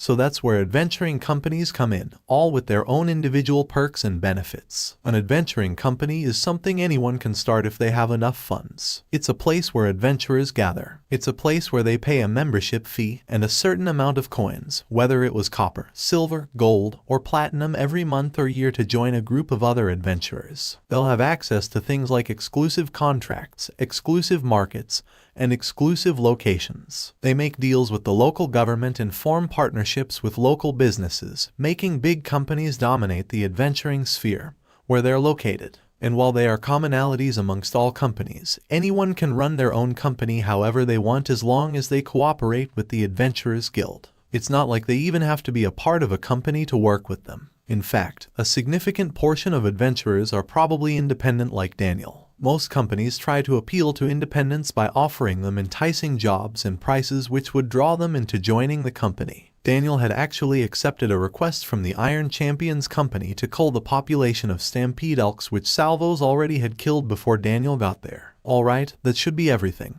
Do you have any questions? Daniel asked. But up until this point, Salvos still have a question about the coins, adventuring guild, dungeon, inn, and many more. Daniel sighed and he got a headache explaining to Salvos, so he told Salvos that he will explain another topic tomorrow. But for now, he's going to take a nap and rest. Salvos doesn't even know what nap is, so Daniel then said that he will sleep. He never thought that being unconscious is not counted as good sleep. When they were already inside their room, Salvos turned to him and reminded his promise to help Salvos go back to the Netherworld. But now, ended up in this place. Salvos cast her flame as she thought that Daniel was lying to her. Daniel is panicking and explains that he's willing to help, but it's not the time yet. He promised that after he woke up tomorrow, he will try his best to find Salvos' way back to the Netherworld. Salvos still didn't let go of the flame and continued casting it, so Daniel begged her for mercy. But then, Salvos doesn't have a plan of executing him. Inside the room, Salvos is observing everything she finds and she always uses her identification skill. Even on the clock, her identification skill tells her the truth, but she was still confused as it didn't tell her what time it was. Daniel is peacefully sleeping while Salvos is staring at the clock, wondering what it really is. Because of her annoyance, she threw away the clock and Daniel was hit on the head. The next morning, they both finally left the small room in the inn after the sky was bright again. Salvos feel bored doing nothing inside the inn. She couldn't even wander around, and to make things worse, Daniel had to get ready once he woke up. He also made Salvos wear other clothes for whatever reason she couldn't get. But apparently, she understood humans had strange body parts they needed to cover up. The only good thing that came from waiting around all night is she leveled up her rest skill for the very first time. She wasn't sure what it did now that it was a higher level. If she had to guess, it would probably just let her recover faster when she was resting. Still, it didn't make up for Salvos. While they were walking, Daniel suddenly asked her what happened to her last night. I kept trying to use my identification skill on the clock, and it just tells time, but it never told me what time is. Salvos answered. Daniel then smiled and he's glad that Salvos didn't face a serious matter. Daniel also told her that they were arriving at the Adventurers Guild very soon. He reminded Salvos to always stick close to him and try not to stand out once they get there. So do you want me to sit down instead? Salvos asked, but Daniel didn't give her an answer as he believes that Salvos will not understand for now. When they arrived, there were a lot of people murmuring inside. While Daniel is checking something, Salvos used her identification to him and she found out that Daniel is only a level 15 warrior. It made her shocked because, for her, Daniel is very strong in his level. Daniel then said that he was at a higher level than level 15,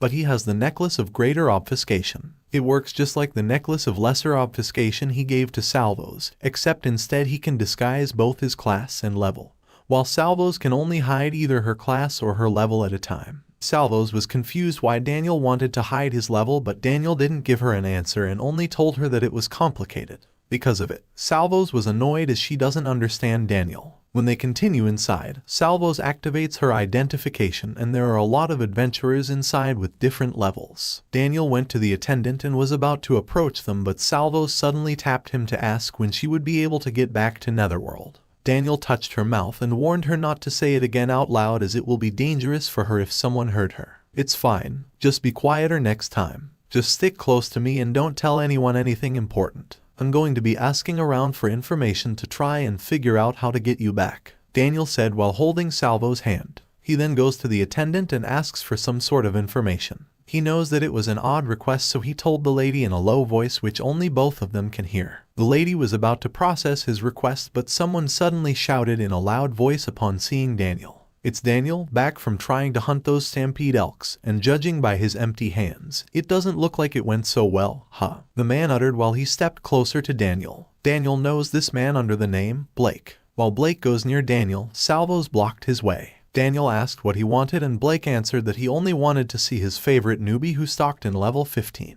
I don't have time for this. I'm busy today, Daniel said. The man even thought that Salvos is Daniel's girlfriend. He said that Daniel is now acting like a real man because of the girl with him. Although she's so ugly, she's hiding his face. Blake added, she's not my girlfriend, and don't bring her into this. Daniel answered, and what are you going to do about it? Blake asked. Salvos asked Daniel if Blake is his companion. He's Blake. And no, he isn't. In fact, he's an asshole I'd rather not be associated with, Daniel answered. But Salvos becomes puzzled as she doesn't get what asshole means. Daniel even said that Blake is someone who he cannot stand with. He invited Salvos to leave. The man glanced at Salvos and told her that Daniel wanted to come to this place and brag about trying to do jobs he can't possibly do. He was about to say more words, but then he realized something. Daniel grits his teeth as he thinks that Blake discovered that Salvos is a demon. Blake suddenly laughed and was thrilled to know that Salvos is not just a random girl but a level 23 rogue. He then asked Salvos why she isn't part of the Iron Champions company yet. According to him, they are looking for new recruits to join their company. He said that their company knows special locations around Silver Grove and throughout all of Fallisfield.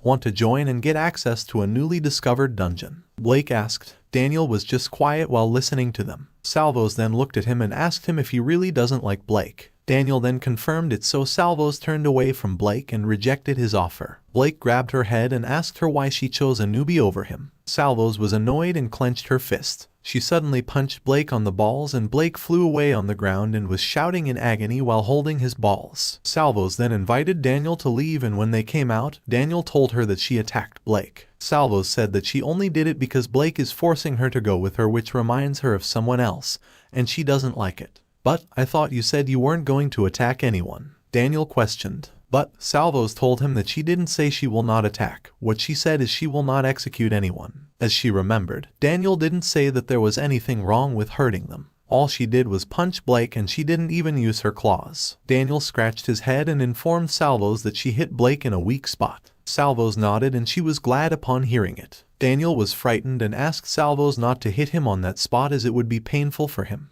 No, promise. Now, how do we get back to the Nether, my home? Salvos asked. We'll hit up the library first. Then we'll go to the local temple next, hopefully, Daniel answered, causing Salvos to be shocked. She was confused why Daniel wanted to hit the library if he already said not to attack anything. That's not what never mind, Daniel said while scratching the back of his head. The library was a place of books, a lot of books, lots and lots of books, but even with the help of all those books, Salvos and Daniel found nothing that would help Salvos get back to the Netherworld. When they didn't get any information from the library, Salvos then walked away while Daniel was chasing her and asking for forgiveness for disappointing her, as he only thought that the library had more information about it. They had some information, but it's mostly what I already knew, Daniel added. So they didn't have anything for us, Salvos answered with an angry tone while she's glaring at Daniel. Now, they had only one place left to visit, the Temple of Hazelberry. They both then go to the temple, but Salvos this time is expecting that Daniel is lying. According to Daniel, temples were where humans gathered to summon creatures called spirits. He said those spirits were like demons, brought over to the mortal realm from a different plane, to complete a contract for humans. But while demons came from the Netherworld, these spirits came from the spirit plane. And unlike demons, spirits were not evil, whatever that meant. They both went inside the temple and saw the level 31 priest. The priest instantly welcomed them and asked what business they have in the humble sanctuary of fauna. Daniel confirmed first as he was the head of the priest of this temple, and he also informed this priest that they are here to learn more about the priest summoning rituals. Of course, we'd be delighted to show anyone interested in the spirits the magnificent way they've become connected to and a part of our world. And while I'm not the head priest, I do hope my service would be to your satisfaction. The priest answered, these temples connected to the mortal realm with the spirit plane, and that was how the summoners forged contracts with their summons. But while there were temples in pretty much all cities, not all temples were the same. In fact, there were different types of temples, and some cities even had multiple temples for different purposes. Every temple belonging to their sect has an area reserved to let nature flow through their sacred lands. This practice was first done to preserve nature, but now it has become a place of rest of recovery. Salvos were observing around and she was confused about what the humans doing. But then, Daniel doesn't want to answer all her questions and asked her to save her questions for later. They continued roaming around, following the priest to the summoning pool the sanctuary of fauna uses to aid them in summoning their spirits. Salvos looked at the pool and saw herself on the water. According to the priest, water is one of the most fundamental things in nature that is often overlooked. For them, life cannot sustain itself if there's no water. But only the spirits are capable of thriving without it. So the temple uses water as a medium to form an understanding, to lure in the spirits that are more concerned with life. So they know that those that come through their portal will be their allies. Daniel is confused about how the portal works, and the priest senses that he's awfully curious about the exact details of their summoning ritual visitor. He's willing to oblige Daniel's questions, but before that, the priest asked him, why do he seek this wisdom? Is there something you wish to do with it? The priest added, but Daniel doesn't know how to answer the question since the only reason why he was here is to help a demon go back to her own world. Salvos was still looking at the water while touching her face. She then realized that it was her who she saw on the water. Salvos rise as she saw a pink wolf that suddenly appeared.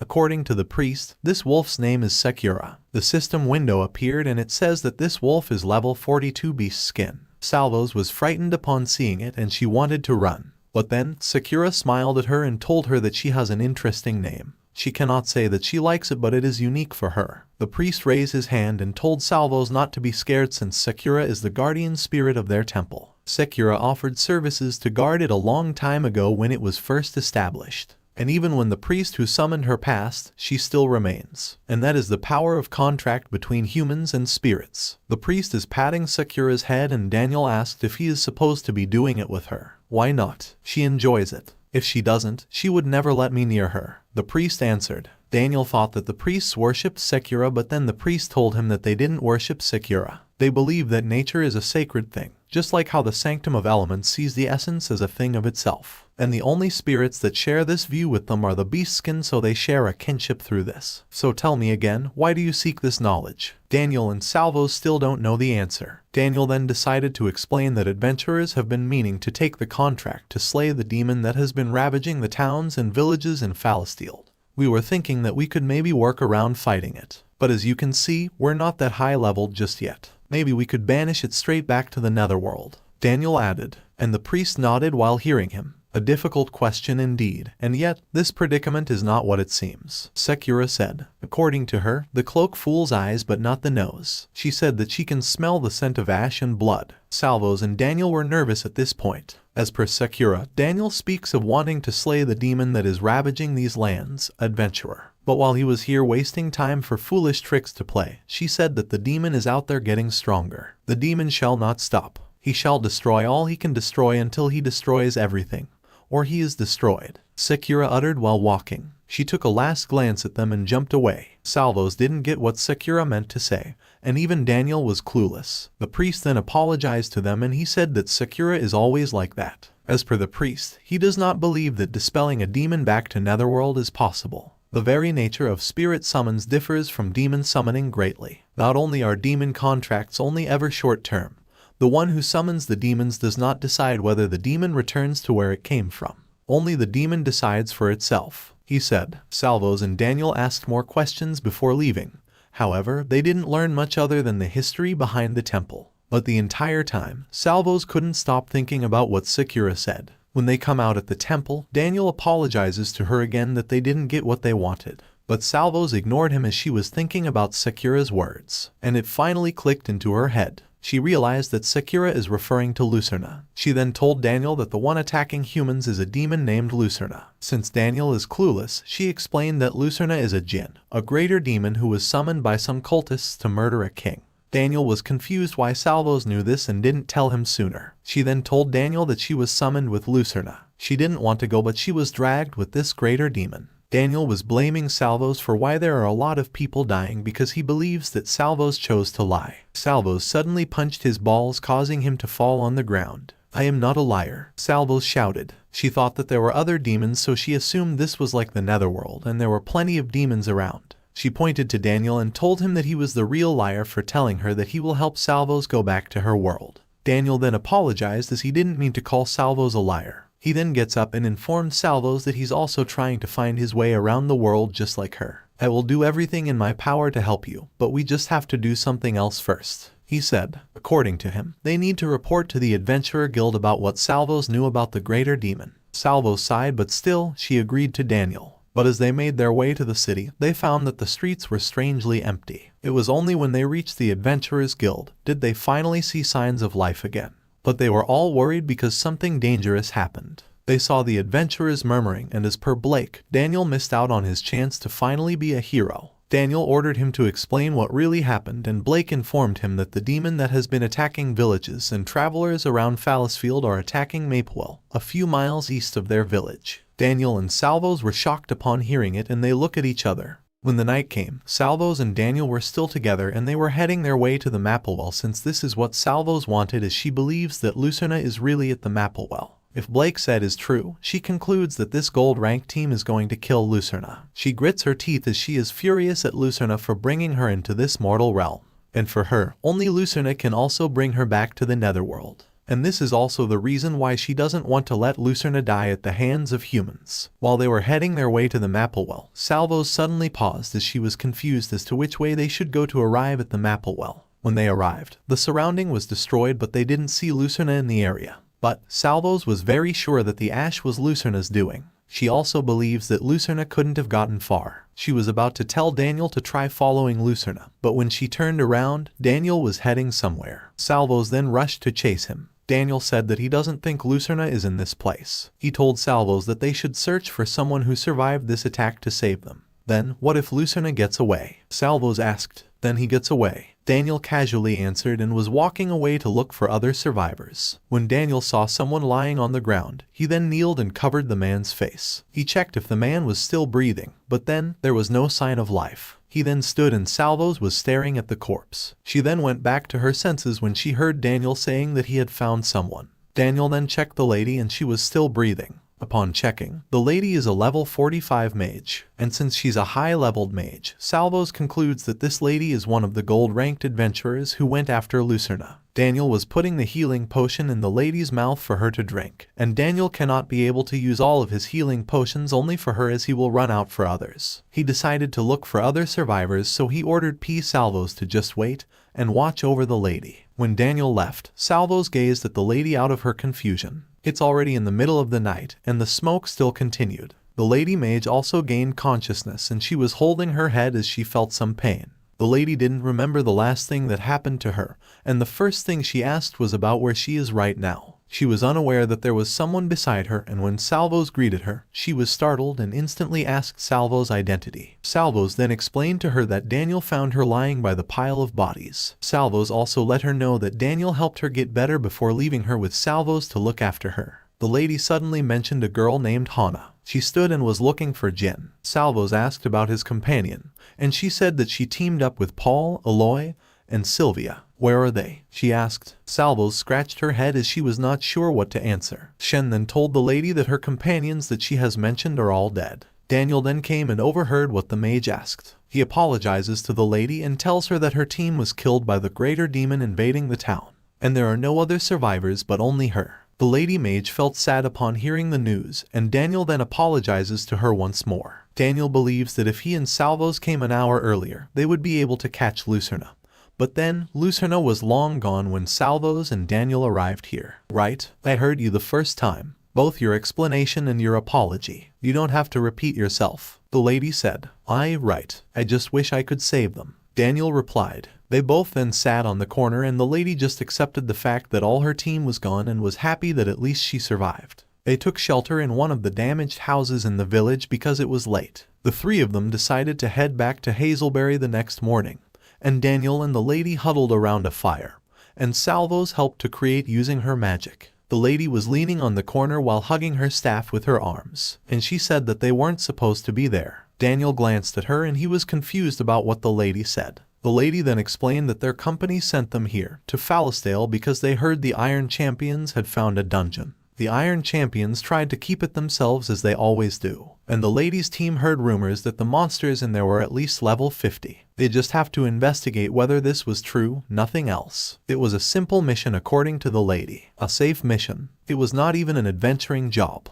but it was assigned to her because she had just become a gold rank, and her team wanted them to just get used to being one. Most silvers who are promoted to gold act recklessly because they usually just completed a class advancement. They think they can take on any threat, and they pay for it. But the lady wasn't going to be one of them, or at least, that was what she thought. She said that she's a summoner and has gone through dozens of contracts in the past with many different spirits. But she finally got one that stuck, one that helped her reach level 40. And then she met her team. They were always there for her. All of them. She had only known them for a few months, but she thought this was the start of something new. All of a sudden, one of her teammates screamed to let them know that the Mapplewell is under attack by a demon. She always thought that they would overcome everything together. So when she heard about this demon attacking small villages, she insisted. While telling this whole story to Salvos and Daniel, she becomes emotional and starts to cry. Daniel held her shoulder and told her that it's not her fault. You're crying. Why are you crying? Salvos suddenly asked in confusion. The lady stared at her angrily as she was mad that Salvos didn't understand the reason for her pain.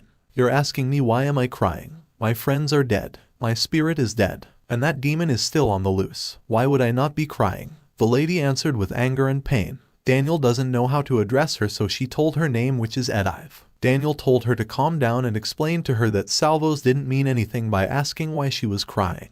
He told the lady that Salvos is just eccentric. Salvos clenched her fist and told them that she was not eccentric. I know you're feeling a lot of things right now, but please don't direct your anger towards her. Please, Daniel stated. Edith then calmed down and told Daniel that she's not angry. I'm not just angry, I'm furious, Edith uttered while looking at Daniel. She said that she felt every single part of her soul raging against the Jinn. The Jinn killed his friends. He was only level 50, and yet he killed everyone, and only Edith left. If Daniel and Salvos didn't come, she might also be dead now. Salvos was thinking as she believes that Lucerna is not a level 50 demon, and wasn't even close to level 50 when they fought. Edith said that if she were angry, she would get over it in a few hours or a day. And now, she realized that she's not angry. Instead, she's already furious. She wanted revenge. She will not stop until that demon will bend over by her feet, dying, and begging for mercy. She said that she'll watch as that demon will choke and drown in its own blood while he bleeds to death. Salvos was still confused while listening to her. Daniel shakes his head as he disagrees with Edith. You want revenge. I know, and you can get it in the future. For now, we should just sleep,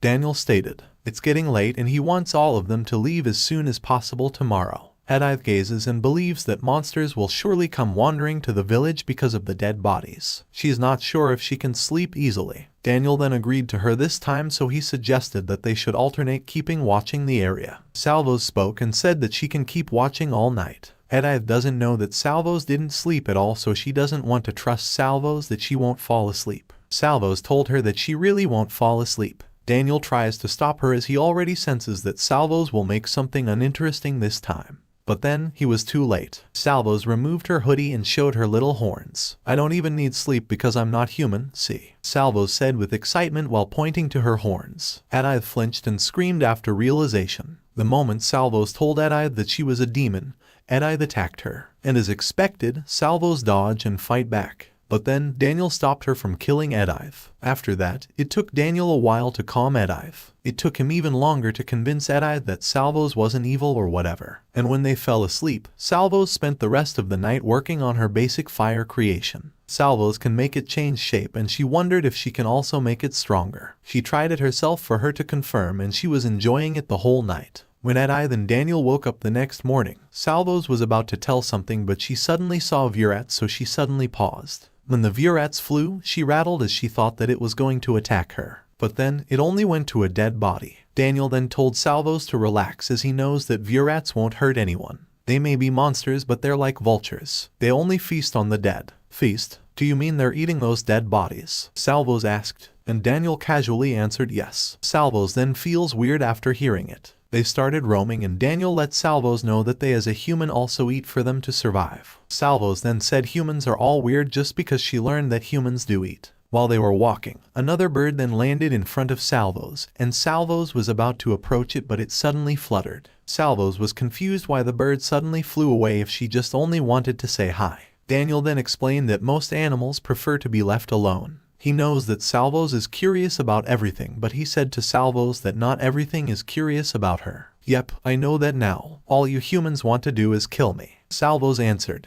Daniel becomes speechless, and he then tells Salvos that he actually wanted to talk to Salvos about it. He sighed and apologized to Salvos, but Salvos was confused. Daniel then said that he apologized for what happened to both Salvos and Edive. He educated Salvos that Edive only attacked her because she's a demon, even though Edive was just only trying to help. Up until this point, Salvos is still confused about what Daniel is trying to say. Daniel recalled the time that he was attacking Salvos after knowing that she was an imp, and he apologizes for that this time. He realized that he should have known better than to discriminate against Salvos just because she's a demon. Salvos then glanced at him and she said that what happened to the past is fine with her. What's important the most is Daniel helping her now. Why must we go back to Hazelberry anyway? Aren't we trying to find where Lucerna went? Salvos suddenly asked. As per Daniel, if they will track Lucerna down, he doesn't think they'll be able to win, especially since Edive would barely be able to help them without any summons. Edive told him that she knows some spells, but then, for Daniel, nothing that would be able to harm a level 50 greater demon. Edive overheard what Daniel said and she grits her teeth out of annoyance. Salvos looked at Daniel and she confirmed to Daniel that Edive is a summon like Sakura, the pink wolf in the temple. Daniel then said yes and explained that summoners are a type of mage that forms a contract with spirits to fight for them. Since spirits, like demons, are naturally stronger than similar leveled monsters in the mortal realm, they would be able to fight enemies 10 levels above them and gain more experience from it. Because of this, most spirits pair with summoners at higher levels than them. To experience they gain from fighting together against stronger enemies. Why should a summoner gain any experience if it's just the spirits fighting for them? Salvos asked, and Daniel answered that it's because summoners have skills that boost the fighting abilities of their summons. It's a symbiotic relationship, and both sides win from this arrangement. Up until this point, Salvos couldn't understand what a spirit gained from this. Daniel instantly answered that they're also given a small amount of mana each day. Daniel glanced at Edive while saying that Edive knows a lot of it since he doesn't really know what summons do with it. But he believes that it might probably be similar to a demon summonings. Edive is grumpy while saying that a spirit summoning is nothing like a demon summoning. Daniel said that this is not what he meant to say, but then Edive was already mad and pointed at him. He was annoyed that Daniel is comparing their sacred rituals for spirits who have fought alongside them for thousands of years with sacrificial demon summoning. It is nothing alike. What's wrong with you? Edive shouted. She pointed to Salvos while asking Daniel about how he could be so friendly with a demon. She accused Salvos that she was eating humans to just feed her appetite. How can you be so vile to associate yourself with it? Edive asked with an angry tone. Daniel then said to Edive that he only wanted to help Salvos since Salvos wanted to get back to the Netherworld. Salvos was already angry with what Edive said, and she told Edive that she's not a thing and she didn't eat anyone just to get here. That's disgusting. I would never do that, she shouted. But still, Edive forced it as this is what she thought about demons. They both argue while Daniel is just staring at them. Edive pointed her staff to Salvos while saying that Salvos is not trusted. She believes that all evil creatures are the same who kill and destroy in the human world. I am not just a demon, I am Salvos. Salvos said seriously. Daniel tried to stop them and told them both that they should go back to Hazelberry. But still, no one listened to him and Edive continued talking with anger. She said that she doesn't care about Salvos' name since to her, Salvos is just another monster. She cast magic using her staff while saying that her duty as an adventurer is to exterminate monsters like Salvos, a demon. Salvos then cast a flame and dashed toward Edive with killing intent. She regrets not killing Edive last night because Daniel told her not to do it. They both then attacked each other, and Salvos was about to speak, but all of a sudden, an arrow was cast and was struck in the middle of Salvos and Edive. The arrow creates a golden light and Salvos was clueless about what it is while Daniel already has a clue. A strong explosion then happened because of the arrow, It was because of the adventurers, which are a level 25 archer and a level 31 warrior. The warrior called the archer with the name Joe, and the archer then corrected him that it's gonna be Nazareno, not Joe. But then, the warrior said that it was his choice to call Nazareno as Joe. Both of them targeted Edith, and the warrior was glad that Nazareno was still able to get Edith despite that she was able to set up a barrier in time. Although it seems Salvos and Daniel weren't as close to the blast radius and survived. According to Nazareno, it's only a low-grade explosive bolt. It wouldn't have killed a level 45 mage unless it was a direct hit. Because of the blast, Edith was struck by it and she said that she needed healing. The adventurers have other companions and they plan to finish Edith, Daniel, and Salvos. The warrior believes that Salvos might be their problem, while Daniel, they saw him as a weak, so they conclude that he will run away. As per the warrior, they can get a lot of goods and expensive loot to share after killing their 3 targets. Nazareno suddenly spoke in shock as he noticed that Salvos was missing. The warrior then looks for it himself to confirm, and Salvos suddenly attacked him using the fire strike. Salvos slashed the warrior using her flaming dagger, and the warrior kneeled on the ground while holding his wound. He tried to attack Salvos, but Salvos managed to dodge. The archer, Nazareno, helped his boss and he tried to arrow Salvos, but then Salvos was still able to dodge his attack. The warrior is currently holding a healing potion, and Salvos then dashed to seize the opportunity. She used her double step and stabbed the warrior once more with her flaming dagger. Salvos was able to defeat the Mulwelder warrior, and she gained experience points. The archer trembled upon witnessing Salvos killing their boss, and Salvos then told him that he will be the next. The remaining 3 adventurers joined forces and were rushing to Salvos, and when the archer was about to hit Salvos, he was attacked by magic from behind. Bandits, damn brigands, trying to capitalize on the destruction of the village. Have you no shame? Edith uttered. She then casts another magic using her staff, but then the enemy activates a rock wall that creates a boundary. A lady rogue was jumping towards Salvos with killing intent,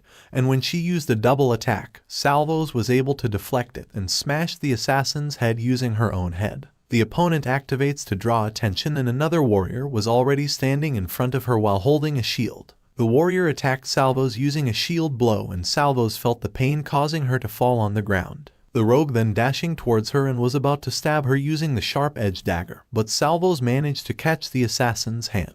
She was able to get up while she threw the rogue away. The rogue was slammed on the shield of her companion, and Salvos then attacked them with a fire strike. They both screamed in agony, and Salvos finally defeated the level 27 rogue, and another experience point was obtained. Daniel was also busy fighting other enemies, and he was using his sword combined with a crescent blade. Salvos threw her dagger to the warrior and he defeated it, which made her leveled up. She then went to the next opponent to help Daniel, and she attacked a lady using her fire blast that created a hole in the lady's chest. One mysterious opponent cast a steady stance, but Salvos remained unharmed and was able to kick her. The enemy behind Salvos is already trembling upon seeing how powerful Salvos is. The man is already wounded and he runs away screaming. Salvos was about to chase him, but then Daniel stopped Salvos and told her that they needed to help Edith. Edith started to get weak as she was struck by an arrow on her arm. Daniel then rushed to her as they were already surrounded by the enemy. A fireball was cast going to Edith, and Edith activated her ice shield. Salvos attacked the enemy in front of Edith to save her. The enemy then screamed in agony. Salvos was startled when an arrow passed through her and she was almost hit by it. Salvos was holding her double flaming dagger and leaped, and the archer was begging for some mercy. Salvos didn't feel any pity for him. Instead, Salvos really attacked him and he screamed in pain.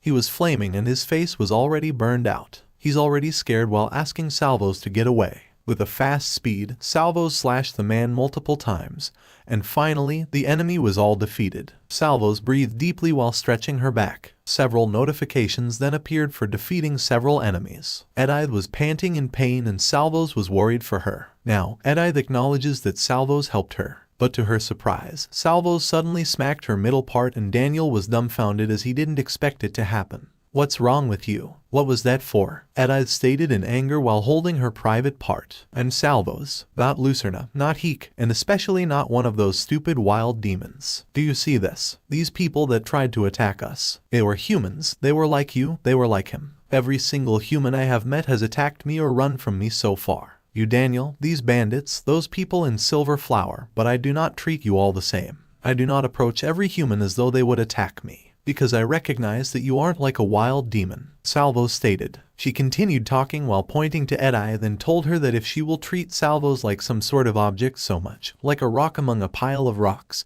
Salvos will also do the same to her. If that happens, she will use Edai to level, to evolve. And she doesn't care. She is even willing to kill Edai. She doesn't care about Edai's name and identity, the things she will do if she's a wild demon. I am saying that I am Salvos. I am not a demon. I am not a monster. I am not an evil creature, so start treating me as me. Otherwise, I will make you, Salvos uttered, and before she completed her sentence, Edai cut her off and was feeling nervous. She then said that she clearly understood what Salvos was trying to say. Since everything is settled, Salvos then told them that they should not get to the hazelberry, then find Lucerna, and kill him. After it, she was hoping that she can get back to the Netherworld so everybody happy.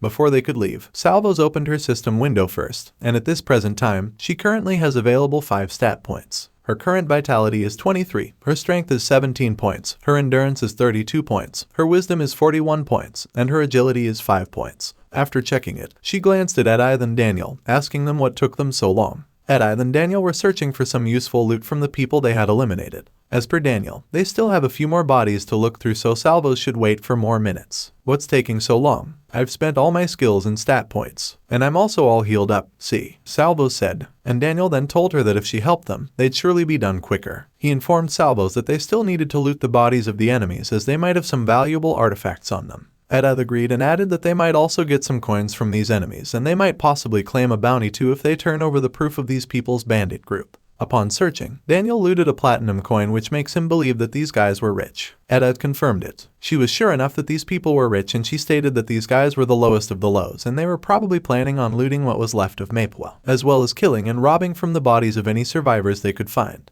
I wouldn't be surprised if they were following the path of destruction that evil demon left behind just to prey on easy targets. She added, when she remembers that Salvos, a demon race, is with them, she stutters and explains to Salvos that she didn't mean to say all demons were evil. I don't care. As long as you recognize that I'm Salvos and not just a demon, I don't care what you think about the others. Salvos replied while shrugging her shoulder. At this time, Daniel found a low-grade weapon and he concluded that it could be sold for quite a bit price. He also asked Salvos if there's anything she wants from the bandits. Salvos was clueless about what she could possibly get, but she directly asked Daniel if there were any medium-grade weapons she could have. Unfortunately, Daniel answered no, and according to him, the best thing they have found is only a maul. There was also a wand that Edai found and 3 arrows he got from the archer, and all of these items are low grade. He then handed them all to Salvos, but when Salvos accepted it, she suddenly slumped and she complained as it was too heavy. Daniel then remembers that he got a weight enchantment on the maul without any of the countervailing enchantments to make it lighter, which is why it's a low grade and not medium grade weapon. He also bet it can hit as hard as any medium-grade maul but is not anywhere near as easy to use. Salvos was swinging the maul to try it. She paused and asked how Daniel held it so easily. Daniel then proudly answered that he might be strong enough to casually hold it.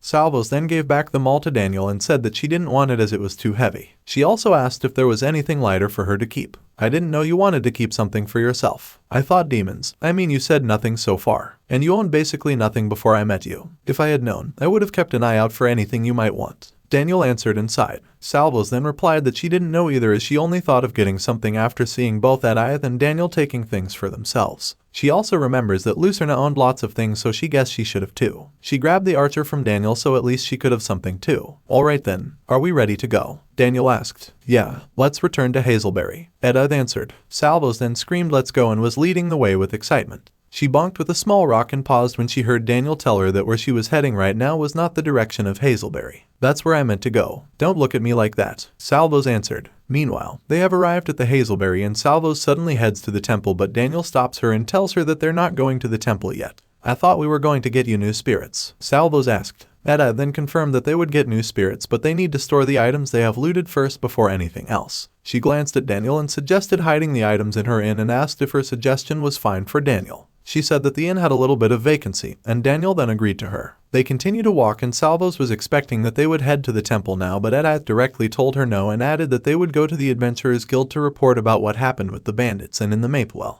Daniel understood that Salvos didn't know anything about adventurers, so he explained that they were adventurers, so they had to do these kinds of things before they could tend to their own personal needs. He also added that they need to make reports, give the guild information, and maybe rest too, before they can upgrade their gear, get new weapons, or even sell any loot they found. Edai then told Salvos that Daniel was right. She said that even though she's a summoner, getting new spirits isn't at the top of her priority list. As long as she gets one before she leaves, there isn't any need to rush. Plus, she can use regular magic too, as good as any level 20 mage or even better. She looks at Daniel, asking why he's strong at such a low level. She said that she could understand why Salvos is capable as she is at her level, but she was confused after seeing Daniel able to take on 5 of the bandits on his own for quite a while. Daniel then glanced at her while Salvos was waiting for his answer. Daniel pointed to the item he was wearing, and upon seeing it, Edith instantly understood that Daniel was just hiding his rank and was faking it to look like he was just a weak adventurer. "I'm sure you have your secrets. I won't press you any further," she said, and Daniel then gave thanks to her. After a while, they have finally reached the inn, leaving behind the loot they gathered. Salvos decided to keep her arrows with her. 2 of the warriors were piercing arrows, and the last was an explosive bolt. The arrows were not difficult to carry for her. Plus, she had also taken a quiver to sling around her back and keep them in.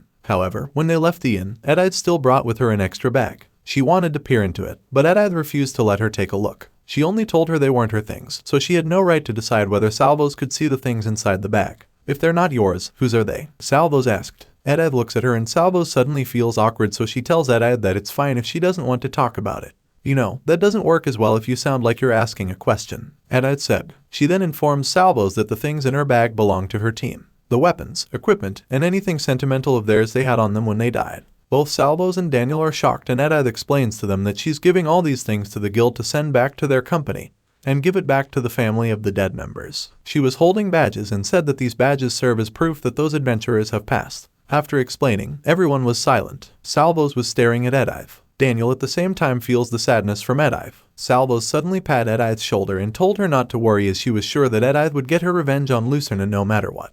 Edith gulped and was about to say something, but she cut off her sentence and clenched her fist and agreed to Salvos. "That demon will pay for what he did, no matter what," she uttered. They went directly to the Adventurers Guild, and Edith immediately surrendered the badges of the dead adventurers, and even the lady that needed to receive them was shocked knowing that there was another adventurer killed by the great demon. At the same time, Daniel asked Salvos about the ring of protection that she acquired from him. Salvos glanced at him, but she didn't know what Daniel was trying to say. Daniel then reminded her that the ring of protection could be used to protect Salvos herself during the fights. Salvos then grabbed it from her pocket while asking how it worked. Daniel sighed since he already explained it to Salvos, but it turned out that Salvos hadn't put it on her mind. The day after, they met up right outside of Edith's inn. They had returned to their inns after they left the Adventurers Guild because it was already late at night and both Edith and Daniel needed to sleep. While they were together, there were 2 adventurers who glanced at Edith while talking about her level. At this point, Salvos was used to these weird human habits. In fact, she was more confused as to why everyone was staring at Edith, but she decided to ask it directly to Edith.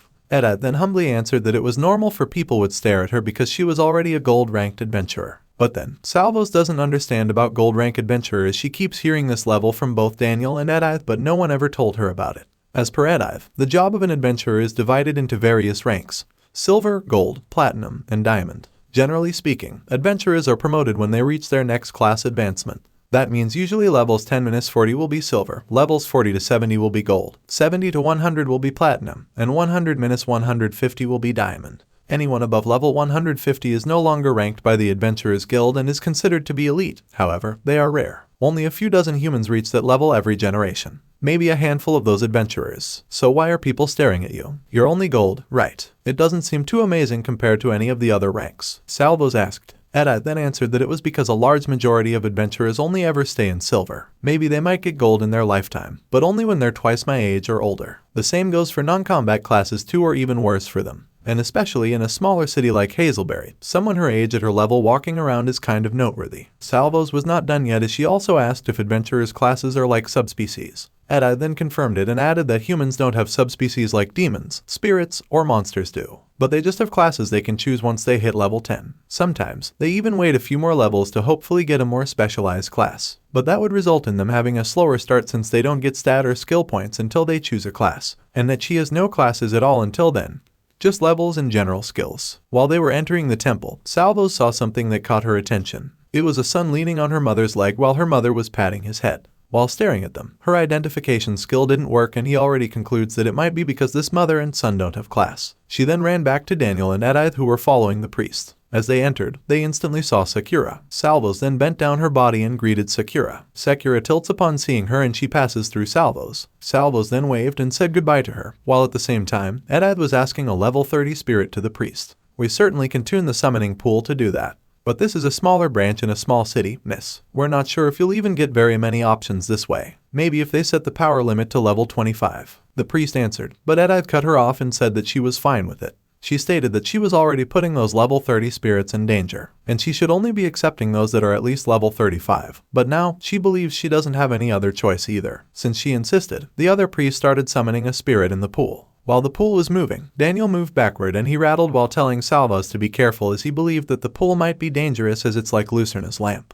Edith disagreed with him and said that these summoning pools are designed to only allow spirits through, and no mortal monster or demon should be able to pass through it. The water in the pool started spinning. It splashes through them, which startled Salvos. An ice elemental and flame elemental then appeared, which surprised Edith and looked forward to seeing the next summons. The priests continued what they were doing and a loud explosion then happened in the pool. After that, a yaksha together with a tiny sprite of magic came out. Is that all? Edith asked, and the priest nodded as a sign of yes. That is all, Lady of Wisdom. No others thought it desirable to offer themselves to the task of someone at the level of you, and the beast skin will not impinge on the territory of one of their own. So if you think it worth the cost, you shall have to make do with us, the sprite of magic said. Edith was about to explain her side, but she was cut off when the tree told her to spare them the titles. Pick your partners and be done with it. But be aware we all differ in our stipulations, he added. According to the tiny sprite of magic, the yaksha has no stipulation and will go with Edith if she chooses him, since he is the lower level of them all. The elementals will not partner together, and only one goes, not the other. And as for her, she shall go alone or not go at all. She then ordered Edith to quickly pick between them four. Edith then commands them to tell their skill and specializations before she will pick. But then, the yaksha answered that they would only tell it after Edith chose, since this is how the contract always works. But I never usually have this few to choose from me,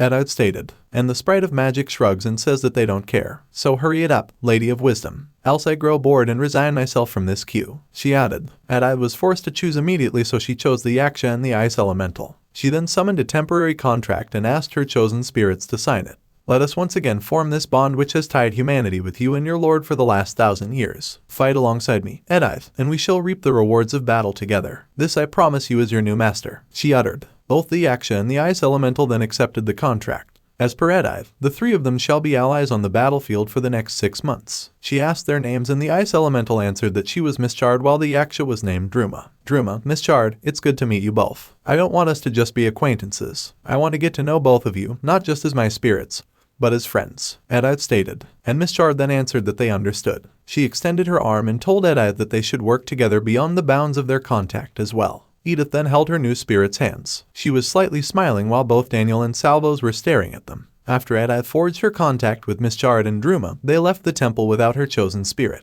The two spirits returned to the spirit plane instead of following them, which confused Salvos. But Edith explained to her that the reason why Miss Chard and Druma couldn't just follow her around everywhere she went. She said that she already formed a contract with both Druma and Miss Chard, so she could now call them whenever she wanted. In addition, she can only really call one of her spirits whenever she wants with a quick summon. According to her, a summon partner takes longer to cast and requires preparing before a battle. But she doesn't just have them with her walking around the inside of a city. Salvos still doesn't get it, so she asked directly why Edith can't have Miss Chard and Druma with her at all times. And as per Edith, it's because she'd be spending mana to keep them with her. She can probably counteract the passive drain on her mana with an hour of rest, but it's still tiring to just feel her mana sucked out of her. Edith, I know you're the mage and summoner here, but why did you not choose the sprite? She was the highest level. If we really want to fight Lucerna, she'd be more helpful than the other two combined, Dani stated. Edith agreed that it was the sprite who's the highest level of all the four spirits summoned. She believes that the sprite could have helped them the most against Lucerna, but for Edith, the sprite is just one, and she would level far too slowly, while Druma and Miss Chard can be leveled up with them. Upon hearing it, Daniel doesn't have any clue how they are going to level the spirit up with them in just a few days. Edith then told him that it's perhaps not a few days, but they're going to train the spirits as much as they can and help them level up quickly. Salvos suddenly got excited after hearing that Edith knows how to level up quickly. She was so excited to know the technique, and Edith then answered that they must go to the dungeon. At this time, Salvos wasn't exactly sure what dungeon was. She asked questions, but she mostly glossed over everything that had been explained to her except for the first thing she had been told, and that was how fast she could level in a dungeon. As for Daniel, there's nothing special about a dungeon that specifically makes their level faster. Also, there's no bonus experience awarded for killing a monster in one versus outside of one. And the only reason why it's sought after is because it's a place where monsters gather. Why do monsters gather in a dungeon? Salvos asked, and Daniel explains that dungeons are simply a collection of monster layers, and monsters form layers where there is high ambient mana. They're attracted to it. In a way, every living being is. But there's an instinctual drive for monsters to go to it.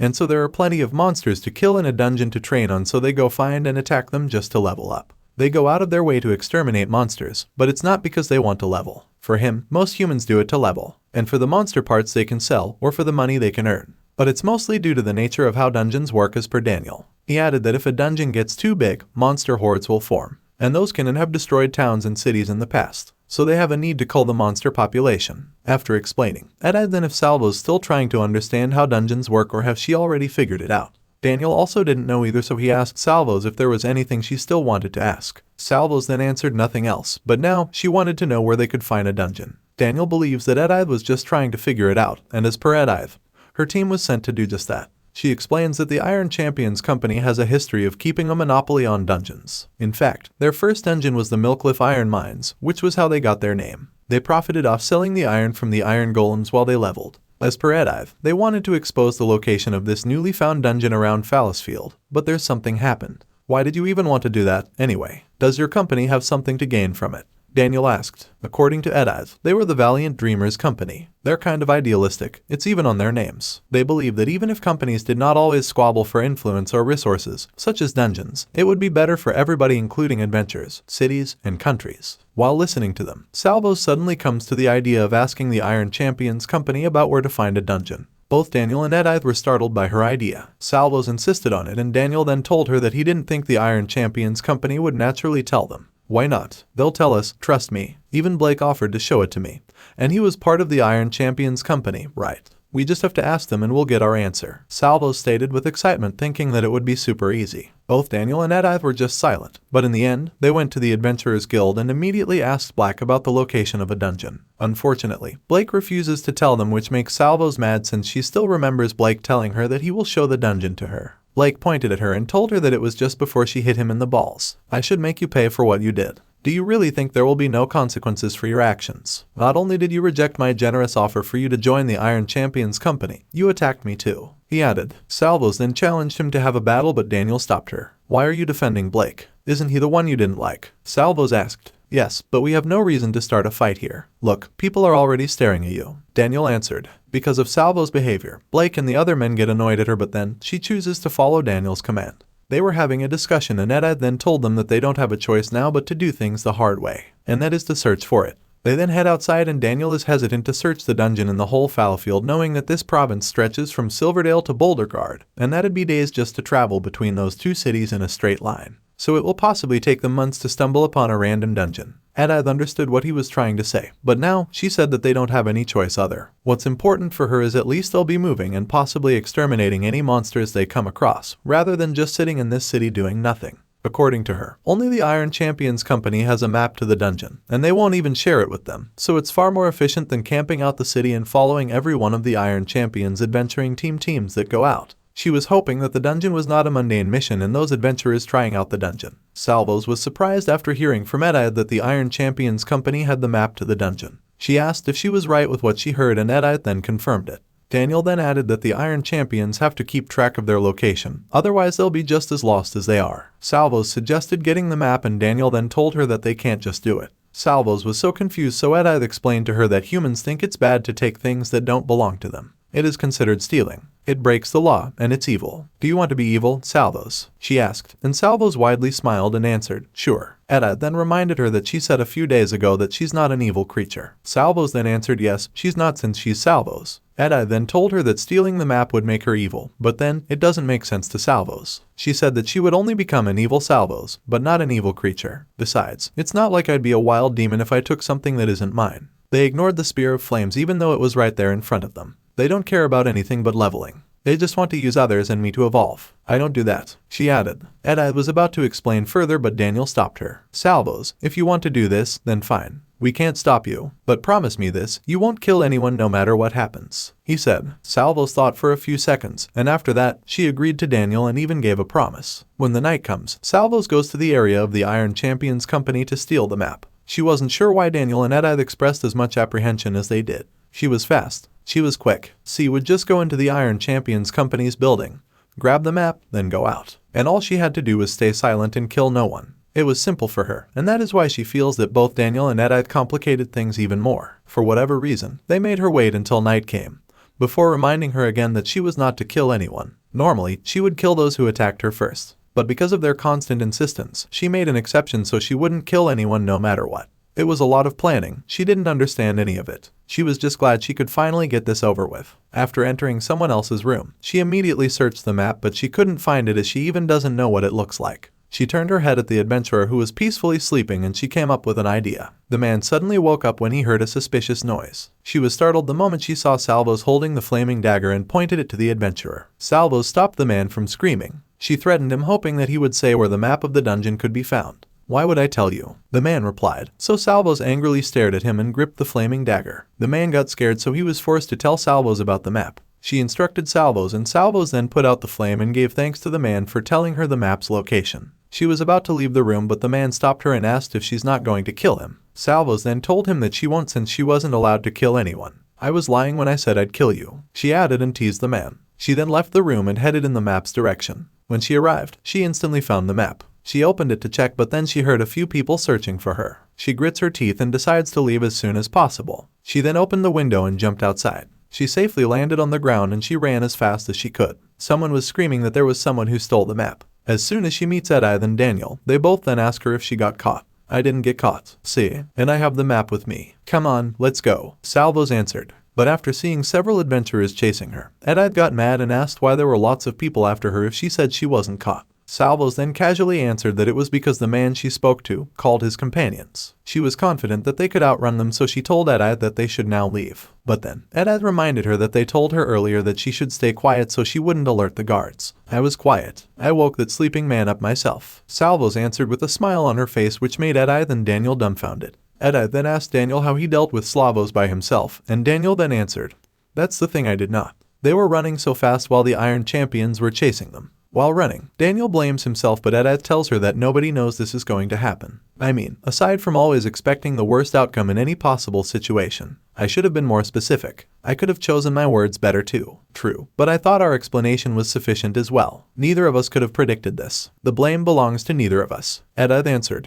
And Daniel then added that he now knows that Salvos has lacked common sense for a while. Salvos overheard what he said. She got annoyed and Daniel then apologized and reasoned out that he didn't think that she'd take offense to what he said. Salvos then told him that she wasn't offended and she just thought that it was how humans would reach. For her, humans seemed to be pretty quick to get mad after all. At this time, the adventurers who chased them decided to attack them. Luckily, they weren't hit. Because of it, Daniel got annoyed as he never expected that these adventurers would try to kill them over a dungeon. Salvos asked why they couldn't just kill the hunters who chased them. Daniel then instantly answered that if they did it, they would get in trouble for breaking the law. Also, he'd rather not kill any more people unnecessarily as it was too much for him. "I don't get it. Why can they attack me without consequences? But I can't do the same to them," Salvos asked. The people still attacked them continuously which made Edith stop running and say that she has had enough. She casts her quick summon and Mischard then appears. She then ordered Mischard to freeze the road but not hurt the people and make sure they couldn't take a step without slipping and falling on their heads. Mischard then followed her order and immediately made an ice on the way. The adventurers slipped and Edith knew that it would only distract the adventurers for a while so she ordered everyone to come into the trees. She led the way while the three of her companions followed her. They were hiding in the huge tree while Daniel was observing if there was still someone following them.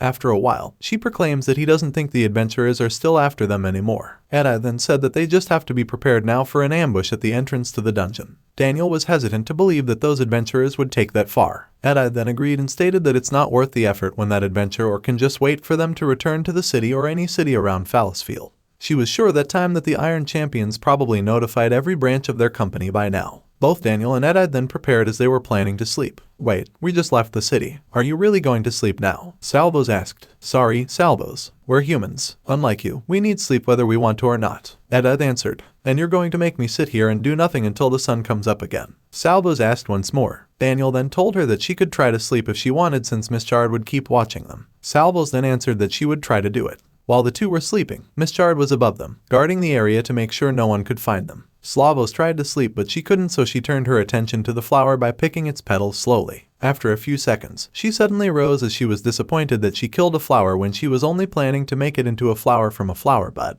She stood while talking to herself. After killing a flower, she noticed that she didn't gain any experience points so she concludes that she isn't a wild demon as she didn't kill it to level up. The night has passed. Salvos is still awake and she slightly smiles while staring at the sunrise. Both Daniel and Edith were still peacefully sleeping. Salvos then turned her head and shouted, asking both Daniel and Edith to wake up. Daniel and Edith were startled as they thought that someone was attacking them. No attack, it's morning, Salvos said. She was so excited while asking Daniel and Edith that they must now go as the dungeon was waiting for them. She was leading the way again, but Edith reminded her that she got the wrong way. Salvos then walked in the direction Edith was pointing while Edith and Daniel were just behind her, walking slowly. Meanwhile, they have arrived at the place where there are only a few trees around. Daniel was panting so loud so Edith asked him if he was still fine. Daniel then answered yes and reasoned out that he only felt a little bit hot.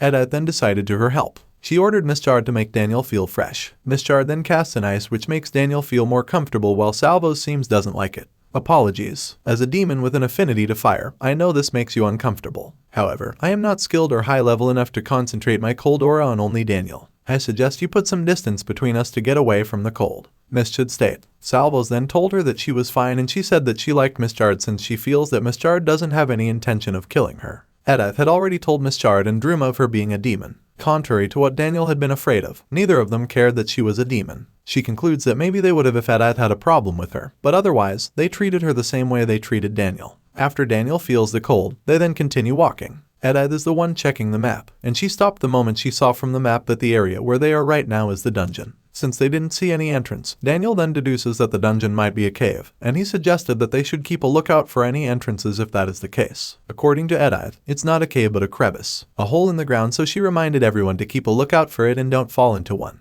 All of a sudden, the area where they were standing has crumbled. Salvos almost fell, but she was lucky enough since Daniel was pulling her hand to save her. They continue to walk slowly and Salvos then sees a hole which makes her think that it's the dungeon entrance. I think that is it. Good spot, Salvos. How did you catch that? Edith asked, and Salvos then informed her that her identification skill is at level 4 and helps her see better than she thinks. As per Edith, Salvos' identification skills don't exactly work with how she thinks, but she agreed that it's a high level, especially considering Salvos' age. However, she feels like she should mention that most people don't just reveal their levels and skills as it's considered private information. Salvos asked her the reason why, but Edith declined to answer this time and said that she would explain it next time. They were standing above the cliff and they noticed that it was too deep. Edith doesn't think any of them can make that jump, and she wasn't exactly prepared to leave Hazelberry when they were chased out. Now, she suggested that they must go to a nearby town to buy some rope. Rope? Why can't we just climb down? Salvos asked. Edith then said that it was too dangerous for them. She concludes that Daniel can probably make it down with just his strength or vitality if he was a higher level warrior. While talking, Daniel was searching for a useful item from his bag. Edith then apologizes to Salvos, knowing that Salvos is very excited to enter a dungeon for the first time. But now, their safety comes first. Salvos forced them to climb down, and fortunately, Daniel found a rope. Edith then instructed him to fasten it to a rock, and she concluded that it would be easy for them to have a way out as long as nobody came by. Daniel then tied the rope to a huge rock while Salvos could not hold it any longer as she really wanted to enter the dungeon. Are you finally finished? Can we enter the dungeon now? She asked. Not yet. We still have to set camp up here, and I need to summon my spirits. That will take at least half an hour without quick summon. Edith answered. Still, Salvos forced them to enter right now. Edith got mad knowing that Salvos was too hard-headed like a child, so permitted Salvos to enter alone if she really wanted. Are you sure we should let her do that, Edith? It's dangerous down there, Daniel said. I don't see why now. She's capable of defending herself. We're not her babysitters, and it's just a quick look, right? Edith answered. It's fine, I'll just take a look around. We want to be prepared, right? I'm fast so I can probably escape whatever is down there. I escaped Lucerna and he's at this gold ranked level, remember. I'll just see what monsters there are and go back up. Salvos confidently said, so Daniel permitted her, which excites Salvos more. They both then make a pinky promise that Salvos won't just attack any random monsters and get herself killed.